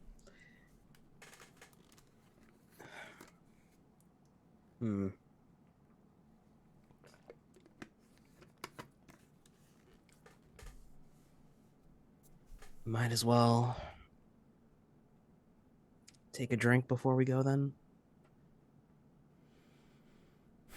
And she nods and says, but nothing from in there. And she will pull out a little flask and unscrews it and says, straight from the Isle of Arask before the whole Keshin thing. Ooh. Will not find a finer vintage. I don't think you'll ever find that vintage again. Don't tell Arask. And the two, you and Oliviette, will just have a little sippy outside. Totally good. Gwen, you are in the process of speaking with Charlie, talking with Percival. You have adopted Cobalt Jones as your new identity, as you have had to. This is going to be a series of lies that you are going to have to tell Charliza about the history of Cobalt Jones and how you know Percival. So I would like, if possible, 3 lies to help sell this story. Now, you can either make a deception check, and you will have that with advantage because of Percival, and we can just roll those checks, call it good. Or tell me those lies, and we will see if you roll with advantage or disadvantage based on the lie itself. Oh, okay. I love lying. And so does Gwen. So Gwen will tell the first lie that is weaved in with the truth. That she met Bill and Ted on a great adventure out in the Astral Sea, and became great friends, and we're going, it was great to see them again here. I'm friends with their manager. I'm more freelance, but it was great to perform with them again. Oh, that's one lie. Okay. Roll that deception check. Don't fuck with me, Krieg. 16. 16. Okay. Charliza is starting to buy it. Mm-hmm. She asks, in response, so you played with them. What instrument do you play? I play the flute. The pan flute, of course.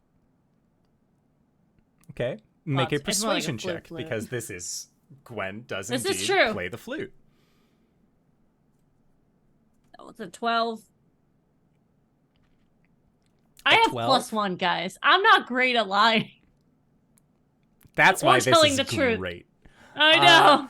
So, when you say that you play the pan flute, The flute. The She flute. plays the flute. She'll say, or she will ask,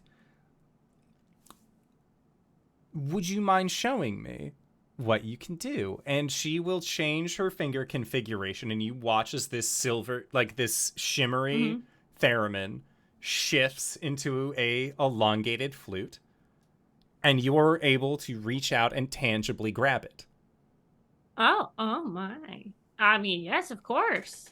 Let me just, she kind of like gives the fingering a little, testy test on it, and, You got to check the reed, all that, you know? yeah. That's not, a flute doesn't have a reed, but. I don't know flutes! She gives it a few of those before she, digs in. Performance? Yep, this will be a performance. Or Okay. deception. What is my, because I'm proficient with the flute. What So is you my add your proficiency proficiency? bonus. Which would be? It's like a plus At this level? 6, like plus 5 or 6, yeah. Okay. All right, cool. That is a 18. An 18, okay. She likes this flute playing. I'm gonna bust it like Lizzo, Okay. which is where this came from originally. This is why Gwen knows how to play the flute. Fun fact. Incredible. So yeah, you are playing the flute. You're rocking out. Charlie seems Bitch! and like Charlie seems really like into it. Mhm. Percival, like you could tell, was like getting a little bit of like the Key and Peele sweats going Mhm. on. And then you actually started playing and they immediately were like, oh, thank God. Like, Loth be praised. Like, I don't have Does to she cover this. actually at know all. how to play the flute? Oh my Yeah, god. like, don't. Like, did you just dig yourself into the worst lie possible? I'm an expert at playing music. Like, thank goodness. Plays it this way. So yeah, Charlize seems entertained by this. And then she asks one last question. Mm-hmm. That is a wonderful tune. Where does it hail from? Make an One's insight like, oh, check. it's. Oh. Uh-oh. Come on, new dice, don't fail me now. Wow. I shouldn't have said anything. That's a 2. Okay, a 2. Got it. Got Okay. it. Where's so this tune Gwen from? said, well, I've done some adventuring on the material plane, and there is a tribe of wandering giant people who have very pale skin, and they taught me this little ditty while I was traveling with them for a time.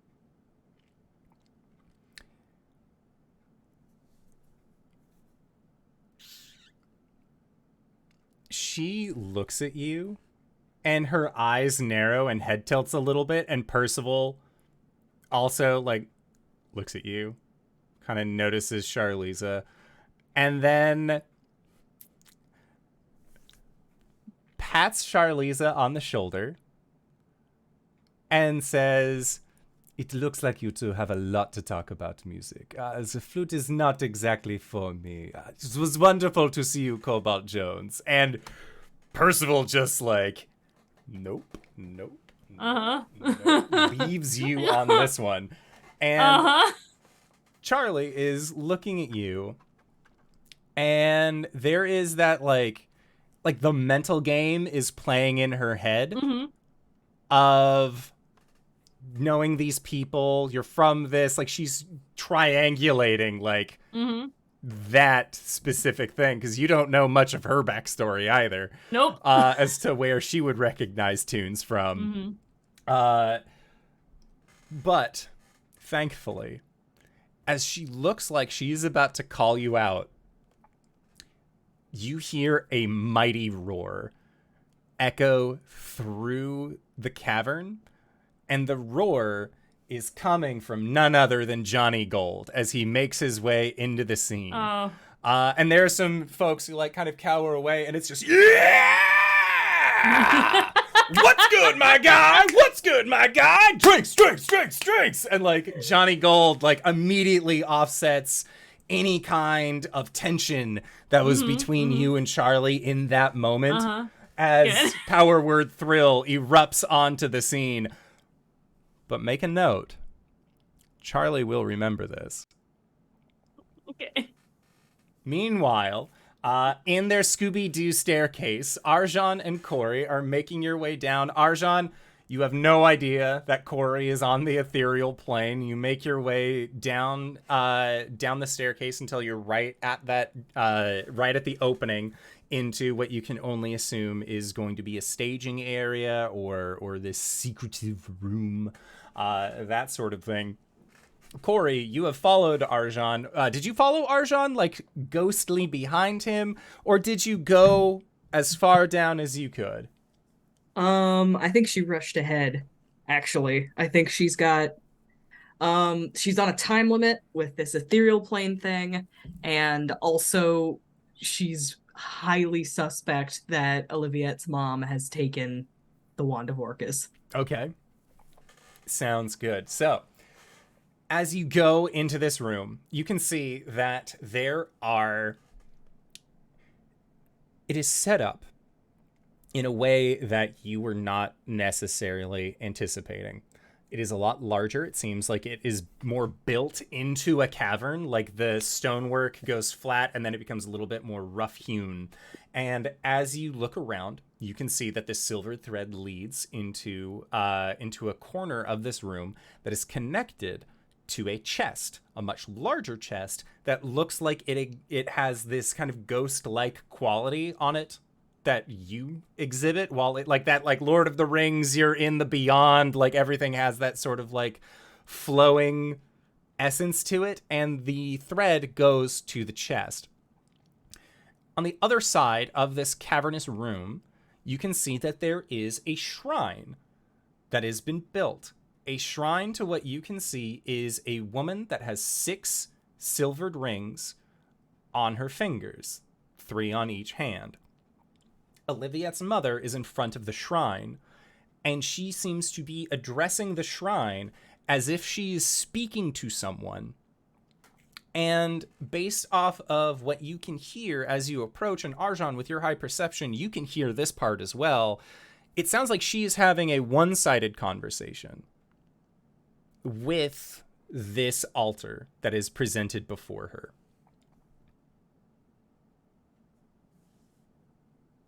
And what she says is, Lady Kiransili, she does everything against your will. She does everything against the Great Spinner's will. Why is it that you have chosen her and blessed her in such ways? I'm not trying to... No, I understand that. However, it is of great concern. You do know the power that she possesses. I understand. And as she is saying this, I understand, Arjhan, that's when you like get to the entrance, like you could spy her from the doorway as to what you are able to see. If I hear her, then I'm just going to like get in like just next to the doorway on the inside and just sort of lean back against the wall until she's done. Okay, sounds good. Lean back against the wall till she's done. Cori? I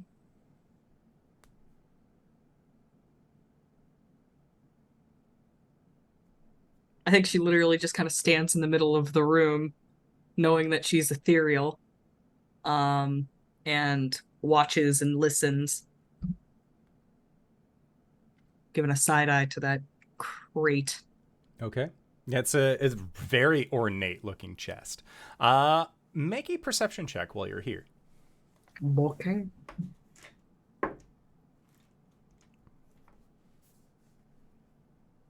Oh, 25. Okay, with a 25, you have beat a certain stealth check made by a creature that is in this room. It is not Oliviette's mother who notices you, but in the corner of this cavernous room, above the chest. They were hidden within the shadows. But what you can see is what looks to be a large, black-skinned, frog-like creature with milk-white eyes that just rests up against the top of the wall. And their arms are peered back. And they look towards you. And you hear a voice in your head that says, "You're not supposed to be here." As this frog-like creature sort of tilts their head. And you can see that, like, even though they have that large amphibian mouth, they have the alligator teeth on the front, and they just look in your direction. Oh, really? Looks like I've gotten a bit lost. Terribly sorry about that. I'll be on my way. No lies. Cori, can you make a wisdom save for me?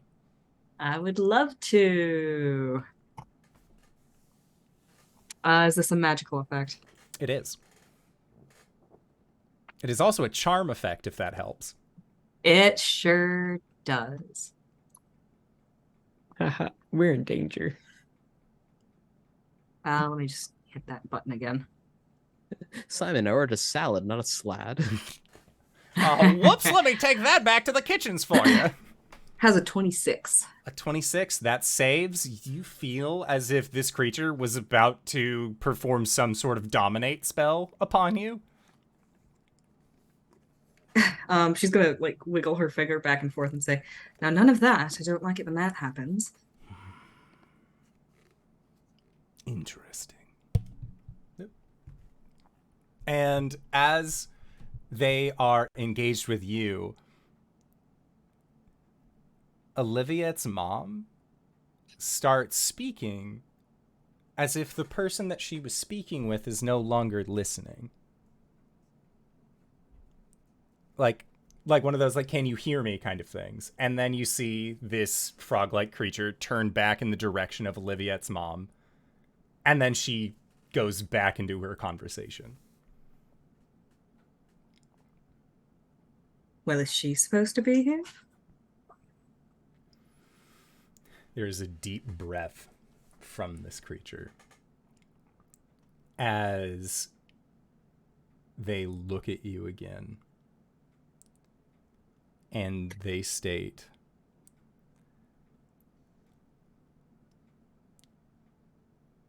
"What she does here is none of your business. You were asked politely to leave. The hostess has asked all those who enter leave except this one." I see. Have you any Right. wishes?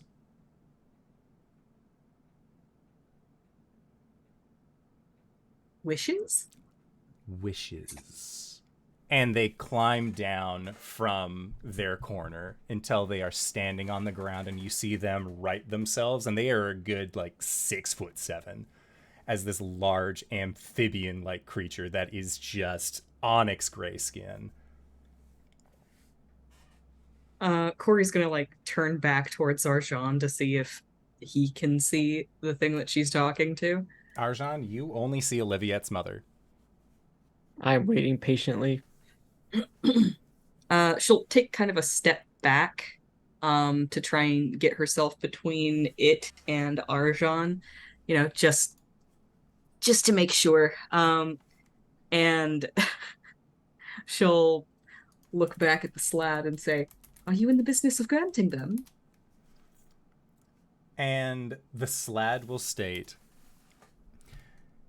"The reason I ask is that there are several wishes that I am capable of granting, your wish being one of them.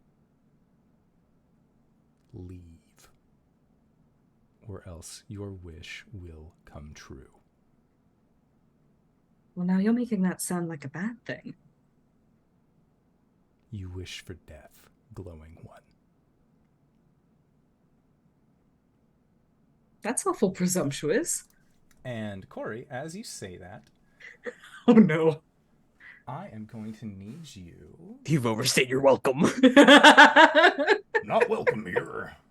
Let me see here what they are. Make a dexterity save as they pull out a shotgun Just With a a- pistol. with rock salt in it. Our word shotgun. Okay. Power word Mossberg 500.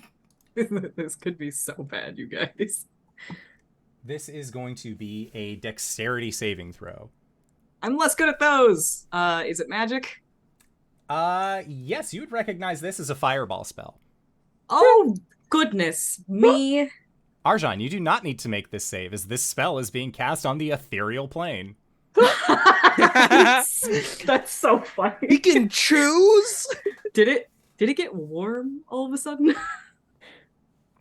Yeah, okay, magic. Got it. That's gonna be an 18. An 18. So for this slab, that will not be enough, as you take 36 fuck. points of fire damage. Okay, but fun story. With my Shield of the Eclipse, I think this will literally be the first time I've ever used this.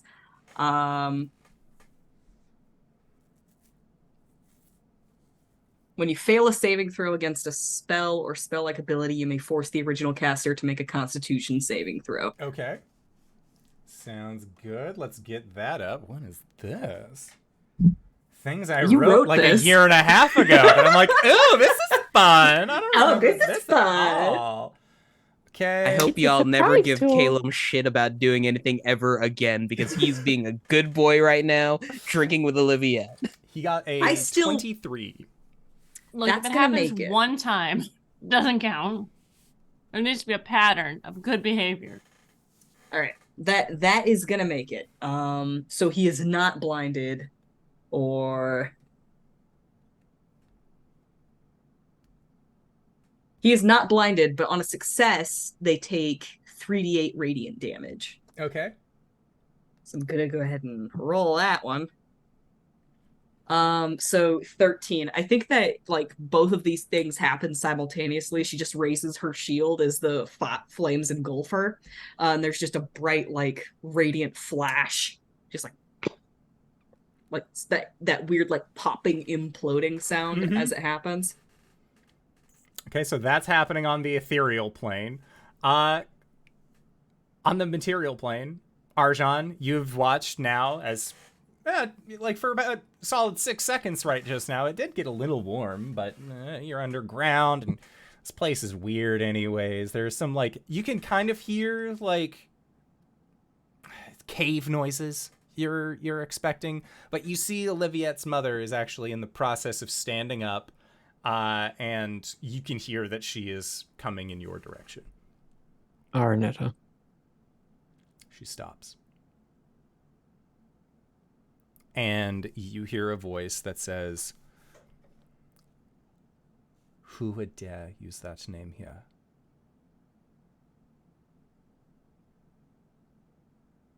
If you want Charlize to pay for what she's done to your house, to you, I can help.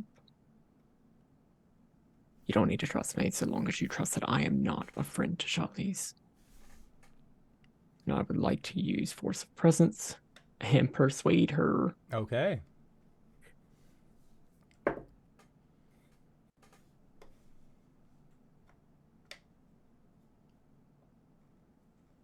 Uh, 22. 22. Okay. She did not roll that high against being persuaded. So you can see, like, goes from, like, this kind of aggressive, like, how the fuck do you know this name? And then you start talking more about this, and she says, "I only trust that which I can see. Show yourself." I wasn't hiding. Oh, okay. Yeah. Then she looks at you and like takes you in at, like, I imagine it's like, "I can help," and like you Batman out of the shadows, just like wings, tail, like the whole 9 yards on this. And she is stunned looking at you. And she says,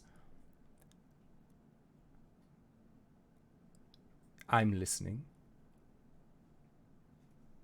What is Charlize planning to do with Necropalooza? What's the finale? The only thing that I know that she is wanting to do at Necropalooza is she very excitedly kept saying, they got the goblin, they got the goblin. She's excited that goblins are coming. I don't know much about that. What I do know is that she's going to assist in the chorus of the final song for Powerwood Thrill. And when that happens, I would rather not be in the city. She has destroyed my home. She has destroyed irreplaceable parts of my legacy. What she's doing, from what I have been able to overhear, it helps when they don't treat you like people. She's planning on, as she described it, a hard reset into the culture of Tev Elyan. I'm not sure. But what I can tell you is that the powers of the primary houses are not pleased that Percival seems all too pleased with what is going on. I have known them since they were young. The look of joy that I have seen in their eyes speaking with Charlize is not something I trust.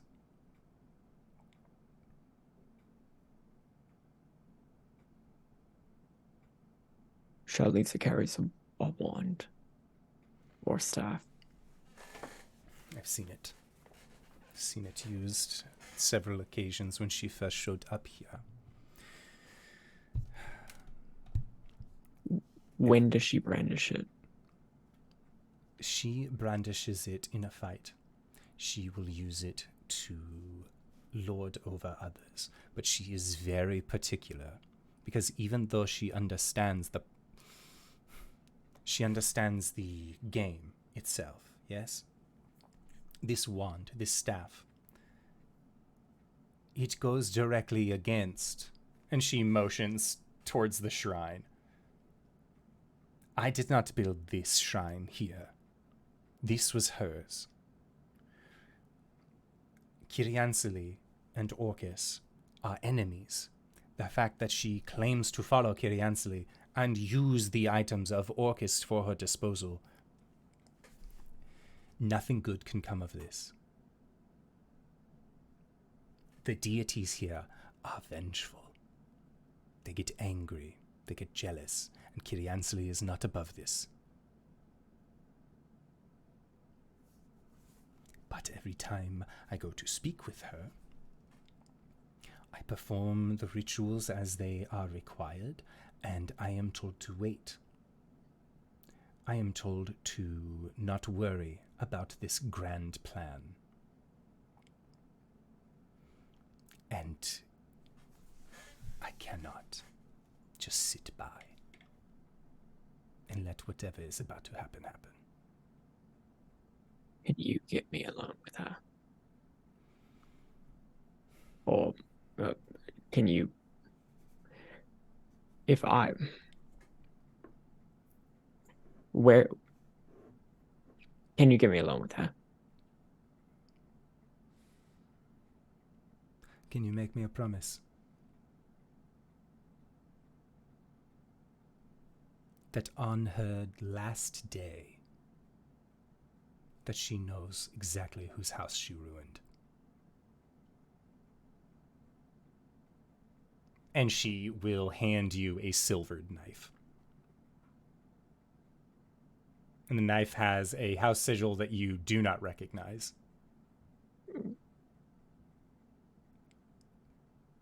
Oh, okay. But about that getting alone with her. You promise me this, I will promise you that you will have your alone time with her. I promise.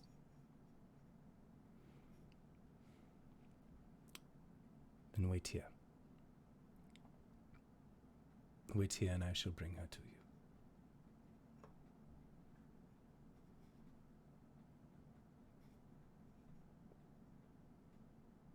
Okay. Okay. And Arnett will walk up the stairs. Meanwhile, in the combat land of the Ever After, Cori, you are locked in deadly combat with a death slod, who has told you that you have a death wish and it is in the mood for granting wishes. So let's go.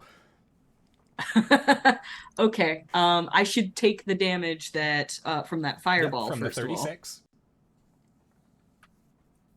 It's 36 damage. It was 36 points of fire damage. That is correct. Okay. Man, I I wonder have- what the other three are up to. I Can't have believe that. we'll have 2 boss battles in the same place that'll never touch each other. You said 36, right? It was a 36, yes. I have that because it's magic damage.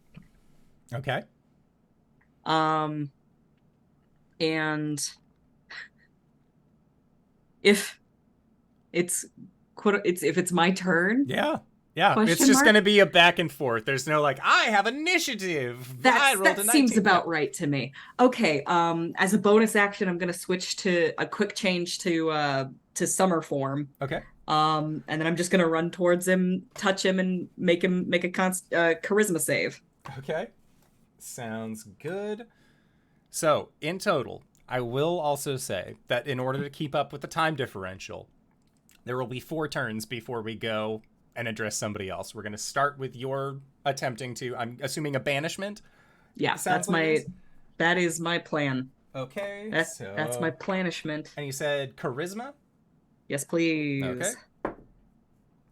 That is a 16. That's not gonna make it. Okay. Poof, baby. Yay, it's the first time I've cast banishment. That's fun. Okay. Sounds good. So, yeah, you cast banishment as they are like jaw like lowers, teeth, saliva, claws. They're getting ready to get on just boop. No thank you, evil. And they have been banished.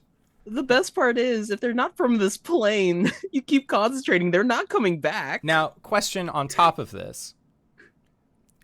When using your armor of etherealness, do you have to concentrate on the spell? It's a good question. Let me look at what it says. I'm pretty sure the armor casts it on you. Usually While you're wearing whenever. this, while you're Usually- wearing this armor, you speak the command word as an action and gain the effect of an etherealness spell. Oh, So you don't have to concentrate on it. So again, bam. No thank you, evil, as this death slot is out of existence. She just sort of stands there for a second, breathing hard, and then she turns around, sees that Arjhan is having a somewhat cordial conversation with Oliviette's mother, and she's going to turn her attention back to the chest. Okay. She's going to study it. Okay. Does it appear to have enchantments on it? Oh, make an investigation check on this one. Yeah, for sure. Oh my god. Investigation if you want to try and get a good look at it. Arcana if you want to try and like suss out if there's anything magical going on. I think that she's taking it from an arcane perspective, but it doesn't make any difference. 8. I got an 8 on this. Obviously the only like you have the guard to stop the chest. The chest looks like it has a lock on it, but like you can kick that off with your boot or the butt of your sword. You can probably like get into there no problem. No worries. I'm having flashbacks to Witchlight. I'm like, Which way's the chain curled on the side of it? Which way? no, I'm more concerned that if I dispel magic on this thing, it's going to be locked forever. I'm in the ethereal plane, though. You are. Cori is going to approach it carefully. Okay. just sort of look at it on one side, look at it on the other, unable to determine anything here. She's gonna turn around and like see how this like conversation with Oliviette's mother is resolving. It looks really well. Honestly, like all things considered, it looks not bad. But by the sounds of it, Arjhan has just agreed to one-on-one Charlize. I'm sorry, she didn't hear that over the sound of the fireball exploding in her face. It looks like they're coming to some sort of agreement. Everything's going great. Yeah, she's handed Arjhan a knife. I'm sure that's fine. That's, it's probably good in the Underdark. Yo, I'd be stoked if someone gave me a knife.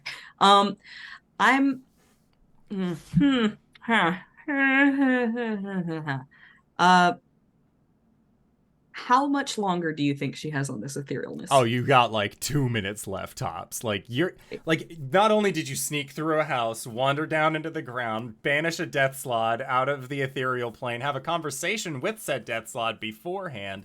Like, it is like, you don't have very much time left. And we can blame the ghosts upstairs on that. Where is that line? That spirit line that we saw going from her pocket, like, it goes directly into the chest. Goes like, directly into the chest. Straight through the keyhole. Okay. This is debatably a bad idea. But I can't metagame this. This is what Cori would do. She's gonna cast Dispel Magic on it. Okay. Sounds good. Particular level? Third? Third level? Okay.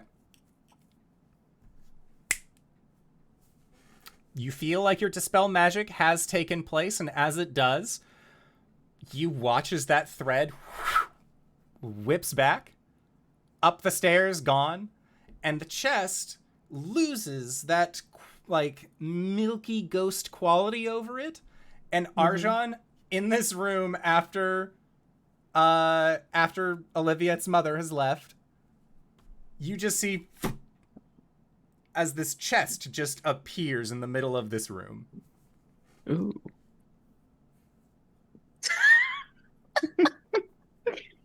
Touch. Okay. Nothing inherently happens when you touch it. Piece of candy. Okay. Sounds good. Now, Arjhan, I'm going to need you to make several saves for me. Oh my god. So the first He's near me. He is on a different plane. God damn it. So I do have a question. Yes. Are these spells targeting only me? One spell is targeting only you. Okay. The second spell is not. Oh. So first, roll a dexterity saving throw. Is this a spell targeting only me? No, this is the AoE one. Okay. 26. 26 is enough, so you will only be taking half damage as an explosive rune erupts from the inside of this chest. That is going to be for a total of 39 points of lightning damage. But you got half, chromatic resistance. Chromatic resistance. Wait. Okay, 39 was the 39 first was bit? the total. So then half that So I'll you'd be take at 18. Or no, that would be 19. Yep. Okay. Now I need you to make a charisma saving throw. And this is only targeting me. That is correct. 18. An 18. An 18 is not going to be enough. As Arjhan, you are banished. So for 10 minutes, you are in this demi-plane of the banishment as the spell completes its takehold. Now, Cori, you have just seen, like, yes, we got the chest onto the material plane. Arjhan, boop, boom! And then he is gone. The chest is like broken open. There's like this giant staff that's lying there. There's some gold, a couple books, like all of the paper and everything destroyed. The only thing that's left in this crater, effectively, where Arjhan was, is this large wand. I killed Arjhan! Now, Gwen, upstairs, you are sitting next to Charliza. Power Word Thrill has just burst through the door. They are making a loud ruckus. She seems rather pleased. And then that look of, I am very pleased by this, goes to, I am not pleased by this. But, like, it breaks for just a second. Just enough that you are able to, like, look in on that. And she looks at you and says, Cobalt Kevin, I have to, if you'll excuse me. And she'll put a hand on your shoulder as she goes to stand up. Lean away from it. And she just, like, looks at you a little confused. I like, just, a touchy, not a touchy person. And she then just sort of, like, kind of takes stock at you, and as she stands, she, like, you watch as she goes to the stairwell and begins to make her way up the stairs. I wait for just a second. I follow after her, and I try to make eyes. I try to find Caelum in this crowd and do a fucking over here. Caelum is outside with Oliviette, and they are having this, like, but what does it truly mean to return to where you came from? Like, they're having this, like, philosophical, deep moment about understanding their feelings and emotions. If I don't We're see working Caelum, through our traumas. Yeah, if I don't see Caelum, I hit my thing and go, Code Red, we got a Code Red. She's heading upstairs. Okay. I'm Caelum, gonna be- you have just heard Code Red, she's heading upstairs, but no context. The code system was not established before any of this. Red means bad, typically. Who's, like, Cori's going up the stairs? Oliviette's mom is going up the stairs. Like, you don't know who's going. Like, so much information was left out of this SOS. Like, Olivia and Cori and Caelum are talking, and Olivia just watches Caelum just put his face in his hands and start rubbing. And there's just like this, looks at you a little confused by it all. And no context sending. I'm sorry. Now I know what it feels like. And Oliviette just, is it important? There's a problem. I don't understand what the problem is, but I'm gonna go find out. Are you gonna be okay here? She nods. It was a good talk. And he'll stand and go in looking for Cobalt Jones. Yeah. All right. So, yeah, you walk in and you can see that Power Word Thrill is there. They are having a great and glorious time. It seems that the Warforged, you can actually see, is, like, doing, like, a whole stomp routine. Like, they got, like, buckets and other things upturned. Like, they are clearly they're the drum machine of Power Word Thrill. That is this Warforged job. Like, their, like, plates on their arms pop up and little other extra arms do, so that way they can, like, hit the snare and the hi-hats. It's great. It's fantastic. I love this Warforged. Problems are happening that are not musical related. And you see Cobalt Jones, like, waving you down, and immediately go on over.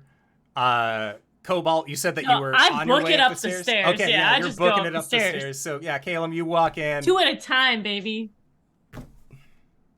And Gwen is actually faster than the rest of the party because of barbarian speed, so, like, she's gone. Just taps the badge. Gwen, where are you?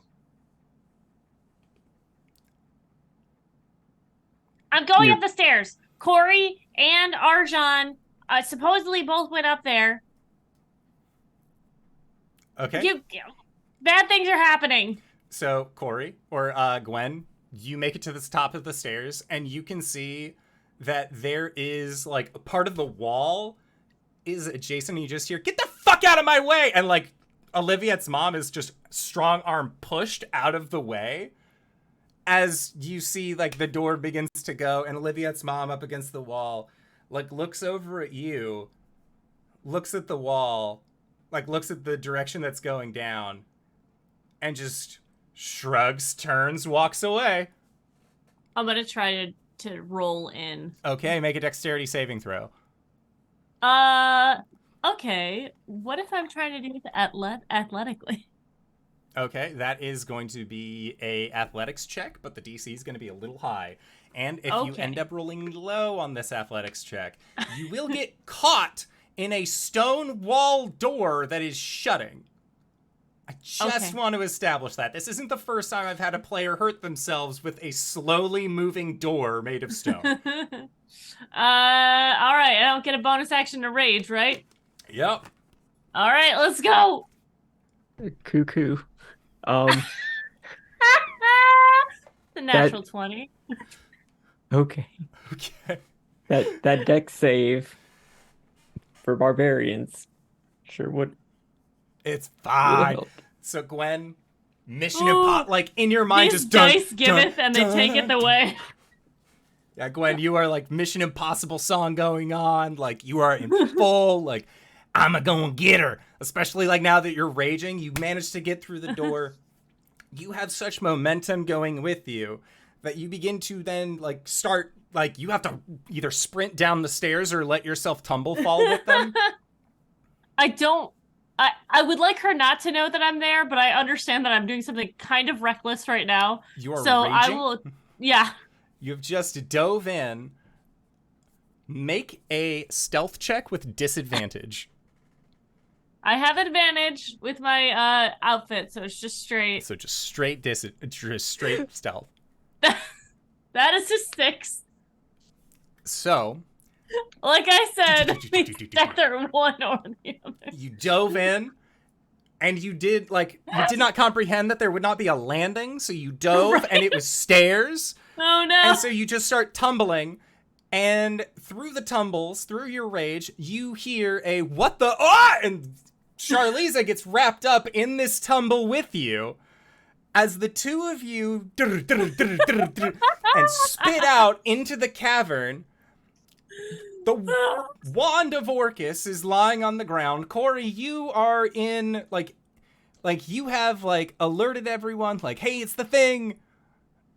Like, Did she, though? Or no, she didn't. I Like, did no, not. she It was didn't. literally So- just Gwen. I haven't had a chance to react to Okay. Arjhan disappearing yet. Okay, so, Cori, Arjhan has disappeared. The wand is directly in front of you, but you watched this as this magical effect shot up through the stairs. What would you like to do? You have 2 minutes left of being ethereal. Simon, Yes.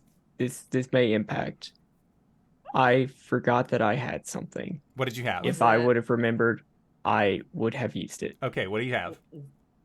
I have a legendary resistance. Oh, shit, that's right!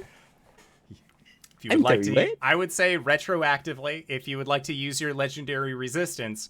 Like, I could have popped And then came and back. then, like, We'll say comedy of errors, like you immediately back, because you have to repeat the save at the end of the turn anyways. I don't Right? think you do. For banishment? No. No, No. because it's somebody maintaining concentration on it. Okay, so yeah, we'll say, like, Cori has enough time to see that you have disappeared, and then just... Ugh. But Cori, you are still on the ethereal plane, but you can end the spell on yourself to make yourself physical. I would also like to point out the juxtaposition of Caelum running up the stairs, passing Olivia's mom. Did you see a dwarf go up this way? Oh, she was not, like, up Oh, she there didn't come anymore. there? No, Okay. no. As soon as she saw that all that was happening, she was like, I did my part of introducing the two of them with a one-on-one. Clearly I'm great. So I'm out. Caelum gets to the top of the stairs, and he doesn't know where anyone is because the door is shut. There are, like, other doors, but the secret door that leads downstairs is gone. So if you'd like, you can make a He just perception opens a check. door. He's gonna just open doors like, hello, Gwen? No? You see, like, people are canoodling. They're like, oh, my! Like, there's, like, you're, like, breaking Reaches up a mini hand parties, to- smoking circles. Like, people are utilizing these rooms for things that people utilize rooms at parties. None of you are dwarves. Okay. Incredible. All right, so transporting down beneath in the cavern room. Arjhan, you are back. This wand is in front of you. I would like to get my jar of dirt out of my bag of holding. Okay. Jar of dirt, bag of holding. You have it. The wand is beneath you. You know that you have to submerge this wand somehow in Tiamat's blood, or at least like get it all yucked up in that blood. I would like to gingerly pick up the wand. It is staff-sized. Again, I will remind you, like it's called the Wand of Orcus, or it's a wand for Orcus. I would like to gingerly pick up the staff. Okay. And put it in my jar of dirt. Okay. So, you are in the process of putting the staff into this jar of dirt, into this jar of Tiamat's heart blood. Cori, you are ethereal? Not ethereal? I'm gonna stay in the ethereal plane for as long as I am. It takes an action for me to drop it, and I think that so many things have happened in like such a quick frequent succession that it hasn't occurred to her to do it yet. In fact, like I want to say that like when Arjhan disappeared, she probably had enough time to reach for the wand and watch her hand go through it. Cori, as you reach for it and your hand goes through, there is a migraine-like flash that you experience, and you can see what looks like a goat skull with glaring bright red eyes and a wicked rictus smile from the skeletal structure. Like if bones could mold and shape like they were flesh, that is what this skull is doing. And you just hear this rah as like you like hand passes through it, as there's like this deep like no, like you literally just passed your hand through the core and essence of the Wand of Orcus. Yeah, and it seems like somebody noticed. I think she's hanging out in the ethereal plane trying to recover from that. And then like looks up to see Arjhan like handling it normally and trying to get that taken care of. Okay. So yeah, Arjhan, you are in the process, and like you can, as it's like, you can feel the base of it like against the bottom of the jar. And you know that it's going to take like a little bit to either like sizzle down or like start the process, but like the blood is beginning to bubble. I will put the jar, I will pick up the jar and the thing and put it back in my bag of holding. Okay. So you've taken the wand, you've put the jar into your bag of holding. Tumble, tumble, tumble. Charlie and Gwen come into the room. And Charlie like stands up, brushes herself off, stands up straight and like perfect hair curl back. And then just like looks at you, Gwen, who has just rolled into her, looks at Arjhan, two people who are not supposed to be in this general area. There's the smoldery crater that is on the ground. And looking at the two of you, she takes a quick step aside, so that way she can see the both of you about 10 feet away from the two of you. And you see her pull out a small satchel and a square of black cloth. And she says, if you don't want to try and find your way back home, you give me my shit back. At that point, Cori will use her action to return. Okay. So Cori. Are we rolling? I don't know what this means. What you're holding. I need everyone to make a dexterity save as Cori, you erupt from the ethereal plane. LB, it's 2 bag of holdings. Oh no! Oh no! One doesn't know what that means. My dumb girl. Everyone needs to make a dex save. Not 28. It is within 10 feet of where Charliza is. So Cori, if you emerged 15 feet away, this does not affect you. However, everyone else, I will need to make this save. 28. 28. Okay? It's a dex save? It is. I rolled a natural 20, but it is a, it's a 21. Hold on. Plus 6, because you guys are within 30 feet of me. I have an extended aura. Hold on 1 second. I may have done that at advantage when I didn't need to. I cannot tell. The game log has disappeared. Let's see. It's Oh, there it is. Dex. Yeah, you just rolled one. You rolled one. Oh, cool. So yeah, 28. Okay. 34 then. Okay. The black square of cloth goes into the small bag. And as it does, there is a moment where the room begins to shudder. And you see her look at your group and like, she, like, as the bag goes in, it just begins to bring everything into it. Like, everything around her is folding in. If you've seen The Page Master, where young Kevin McAllister starts, like, getting sucked up and turned into paint to, like, get into this warp, it's like that, again in real life. So as you are watching this gate forms, and Arjhan, you just, like, brace yourself, like, back, like, hind claws up, wings stretched back, like, nope. Gwen, like, plant your axe into the ground. Nope. Cori, like, you're, like, feeling yourself pull, but you're just like, think heavy thoughts.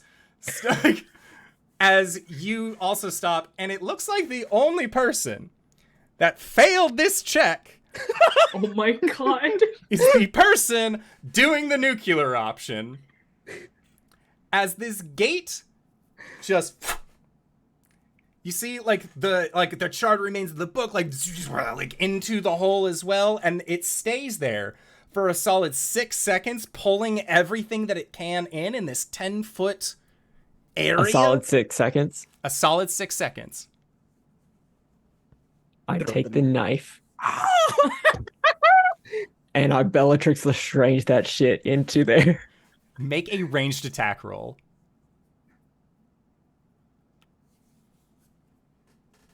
Meanwhile, upstairs, guys, hello. Dobby? Shit. 8 plus 5 plus 8. 8 plus 5 plus 8? 21. 21. Okay, so yeah.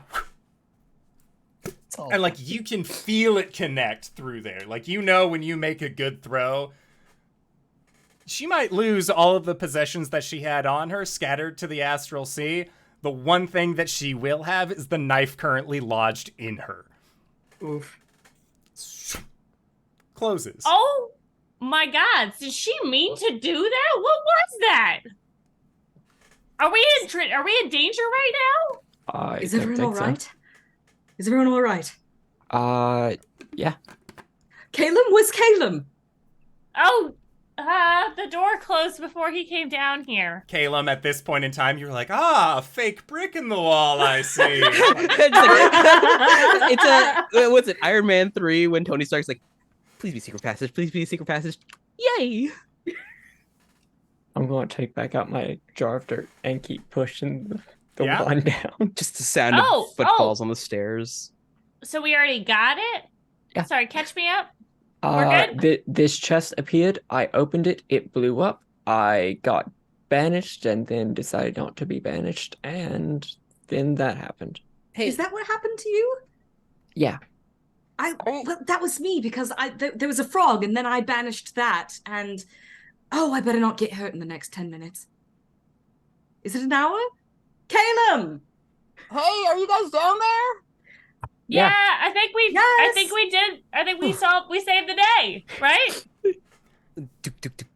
why does it smell like ozone in here? Because, There is A lot just like happened. a perfectly spherical semi-crater that is like, Caelum, like you're looking at it like math problem style, right? Like, okay, what's in the middle of my three friends? This crater. Caelum just like takes a knee, touches some of the dirt, tastes it. You banished her to the astral sea? I don't think we did anything. She got a piece of paper and stuck it in a satchel and then... Oh, portable hole inside a handy haver. Why would she do? We're good, right? We're okay here. We're fine until she makes her way back here, but like, oh, you got the staff. I got hit by a fireball. Apparently, what happens in the ethereal plane stays in the ethereal plane. Good to know. What were you fighting in the ethereal plane? Oh, just some sort of weird frog who could grant wishes. Sorry. What does a 21 tell me about this situation? What? This is the best episode we've ever done. It guys. might be a merid. It to might say. be like it might have been like a merid, like one of those like water gin that you met at like the Isle of the Rats. It could be one of those. Yeah. Right. Wishes. I mean, come on. Wish. That's weird. And it threw a fireball at me, so I decided I didn't want to deal with it anymore. I just banished it. Merid. That doesn't sound right. That's more Freedy. Yeah. But yeah, Arjhan, just as you're pushing the staff of Orcus into this jar, eventually, like, it takes and down, down, down, down. You all hear the door open for the secret passage. Sword. You hear light Staff. footfalls coming down the passageway. And in we the have a lot more doorway time. is Percival. Oh. Oh. And Percival looks at all four of you. Hey. And looks at the ground. We actually didn't do that. She did that herself. Yeah, she exploded herself and like concaved herself into like we didn't even do anything. I just like followed her in here. She like stood up and was like, "Give me back my shit," and then like nuked herself. Percy, can you give us like 20 more seconds? She says, trying to gauge exactly how much time we need to like shove this staff into Tiamat blood. Take as much time as you need. I would recommend getting out as best you can. Can you sit Olivia down here, actually? I will Oh, try yeah, and we find can- her, yes. Totally leave as soon as this is done. Yeah. Yeah, but all casual. Like we don't. If you run out, people know something happened. If you just like Gwen, walk out I can just casually. teleport us back to the ship. Well, that's no fun. Oh, yeah. Are we? Does this mean we're gonna miss the show? I have a very serious question for you. Oh, sorry. I will yeah. find Olivia. I will bring her here if that is what you want. Is Charlie dead? We don't know. Then you We didn't do most it. likely have 10 minutes before she comes back. There's banishing oneself to the astral sea through this, and then there's knowing banishment and the fact that you do not belong on the astral sea. Oh. But if she just comes back and I cast a spell magic on her, wouldn't that banish her back? No, because she's already living 10 here. minutes. 10 is minutes. all that you have. Thank you. If she was Hey. dead, I was going to disguise myself as her, but it looks Oh, like that would have been cool. it would have, but This isn't gonna get you in trouble, right? me? I was never here. And Percival gives you a brief wink and says, "I was simply talking to an old friend." And then they ask no further questions. Uh huh. Expect no further You did answers. the best, Percival. That's a evil Caelum thought. Nope. I was gonna ask, hey, can I triangulate if her banishment would put her back right where she was like sucked into the astral sea? Just put like a bear trap right down there. She teleports right on top. Bear trap. So, Percival then goes up, gets Oliviette. Arjhan at this point just like it is like the skull at the end that has those iron spikes driven through the eyes that is just like looking up at you as you just and like the coloration of Tiamat's blood has gone from that very rich vibrant black or rich vibrant red to now being like this very like its properties as the blood of a deity is not Gone. like yeah, it'll be like a weird pudding after this, maybe. I don't know. If somebody wants to eat it, it won't have any god related things with it. Oliviette comes down the stairs and she says, Percival filled me in as best they could. I have many questions, but it seems like the first question I should be asking is, why the fuck are we still here? We should really be going. Caelum's already We were drawing a waiting on circle. you, Olivia. Come on. Get your butt in the circle. Okay, yeah, she hops into the circle with y'all. Cori Then, just puts an arm around her. boom, clap hands. Then your group is removed from Tevelion. You have made it back to the Moonrunner. You're all still, like, dressed up as, like, seeming style, have, like, drow stuff about you, but I feel like that's like, fuck it. Like, we don't need that anymore. Dispel. Yeah, like... All right. I know things have been explained to us, but what the fuck? And Caelum, Okay. I feel like as you say this, what the fuck, and Gwen turns... All right, here's the rundown. That is where we are going to call it for tonight's game of Dungeons and Dragons. I feel like this was one of the best ways we could have kicked off the new year. I love having y'all on this show. I'm really excited to see where the year's going to go. RJ, where can we find you? What do you do? Hoi, everybody, I'm RJ, and you can catch me at RJustice282 on Twitter and Twitch, where I tweet about the nerdy things and stream, sometimes with my friends.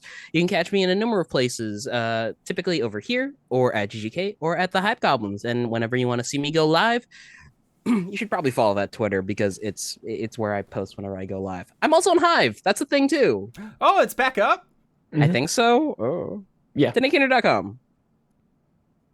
Hello, everybody. I'm LBHackEmUp. You can find me at LBHackEmUp on all of the social medias. The next time I'm going to be live is tomorrow night on GGK, where we will be playing Escape Velocity, and I'll be playing my mermaid with mechanical legs. Love her to death. Next time my channel is going to be live is on Thursday. Friday, Lauren and I will be playing We Were There Forever, which is a great puzzle game that we are very much enjoying, the little two-person thing. And then back on Sunday for our our D&D game, where the players have found themselves in Margaritaville, where it's 5 o'clock all the time, and the margaritas are flowing. TheNakeHunter.com. Boy, I'm Cyber. You can find me at CyberWolf1201 on Twitter for however long that stays up, on Hive, on Twitch, where right now I am streaming a like full fucking playthrough of Elden Ring. We're in the snowy area where we don't got that much left, except we do. And now New Game plus does not help. Yeah, besides that, I'm here on Mondays. That's it for now. DanaeKeener.com. Yo, speaking of DanaeKeener.com, I'm Danae Keener, and you can find me at DanaeKeener.com. I do nerdy drawings, most related to D&D and a lot of things on this channel. You can also find me at Twitter for the foreseeable future. There's a pinned tweet there with my schedule on it, so you can see all of the games that I'm in. DanaeKeener.com. And if you've made it this far, you probably already know who I am. But if you don't, hey Acorns, what's up? It's me, your buddy, your pal, your friend, the Indoor Adventurer, the showrunner here at twitch.tv/Indoor Adventures. We do shows like this on Monday and Saturday at 5:30 p.m. Pacific Standard Time. That's right. We got a brand new show starting off this week here to celebrate the new year. There's been a little hint as to what it can be in the background of this. That's right. Ghostbusters! We're going to be running a Ghostbusters tabletop RPG that was originally written by West End Games in 1986, developed by the folks who did the original run of Call of Cthulhu. So this is going to be it's going to be spooky. We got a lot of great folks coming in on it, so feel free to check us out. Again, that is Saturday, 5:30 p.m. Pacific Standard Time. But with that in mind, feel free to check us out on YouTube, youtube.com/Indoor Adventures, to get access to all of the VODs, or you can find us anywhere audio casts are being made available for free. We are there under the same moniker. And speaking of things that are being made available for free, we are going to be going into our Patreon-supported after show called Nights in the Courtyard, where we answer questions not only from each other, but also from the community. So if you have any questions for myself or any of these other fine folk, feel free to join us at that Patreon, and we will do our best to respond to those questions in kind. And with that, I would like to say once again, thank you to everybody who decided to stop on by. Thank you to these players for putting up with my bullshit once again this week. And we'll see all of you guys next time. All right, everybody. Bye-bye! Oh, the break button.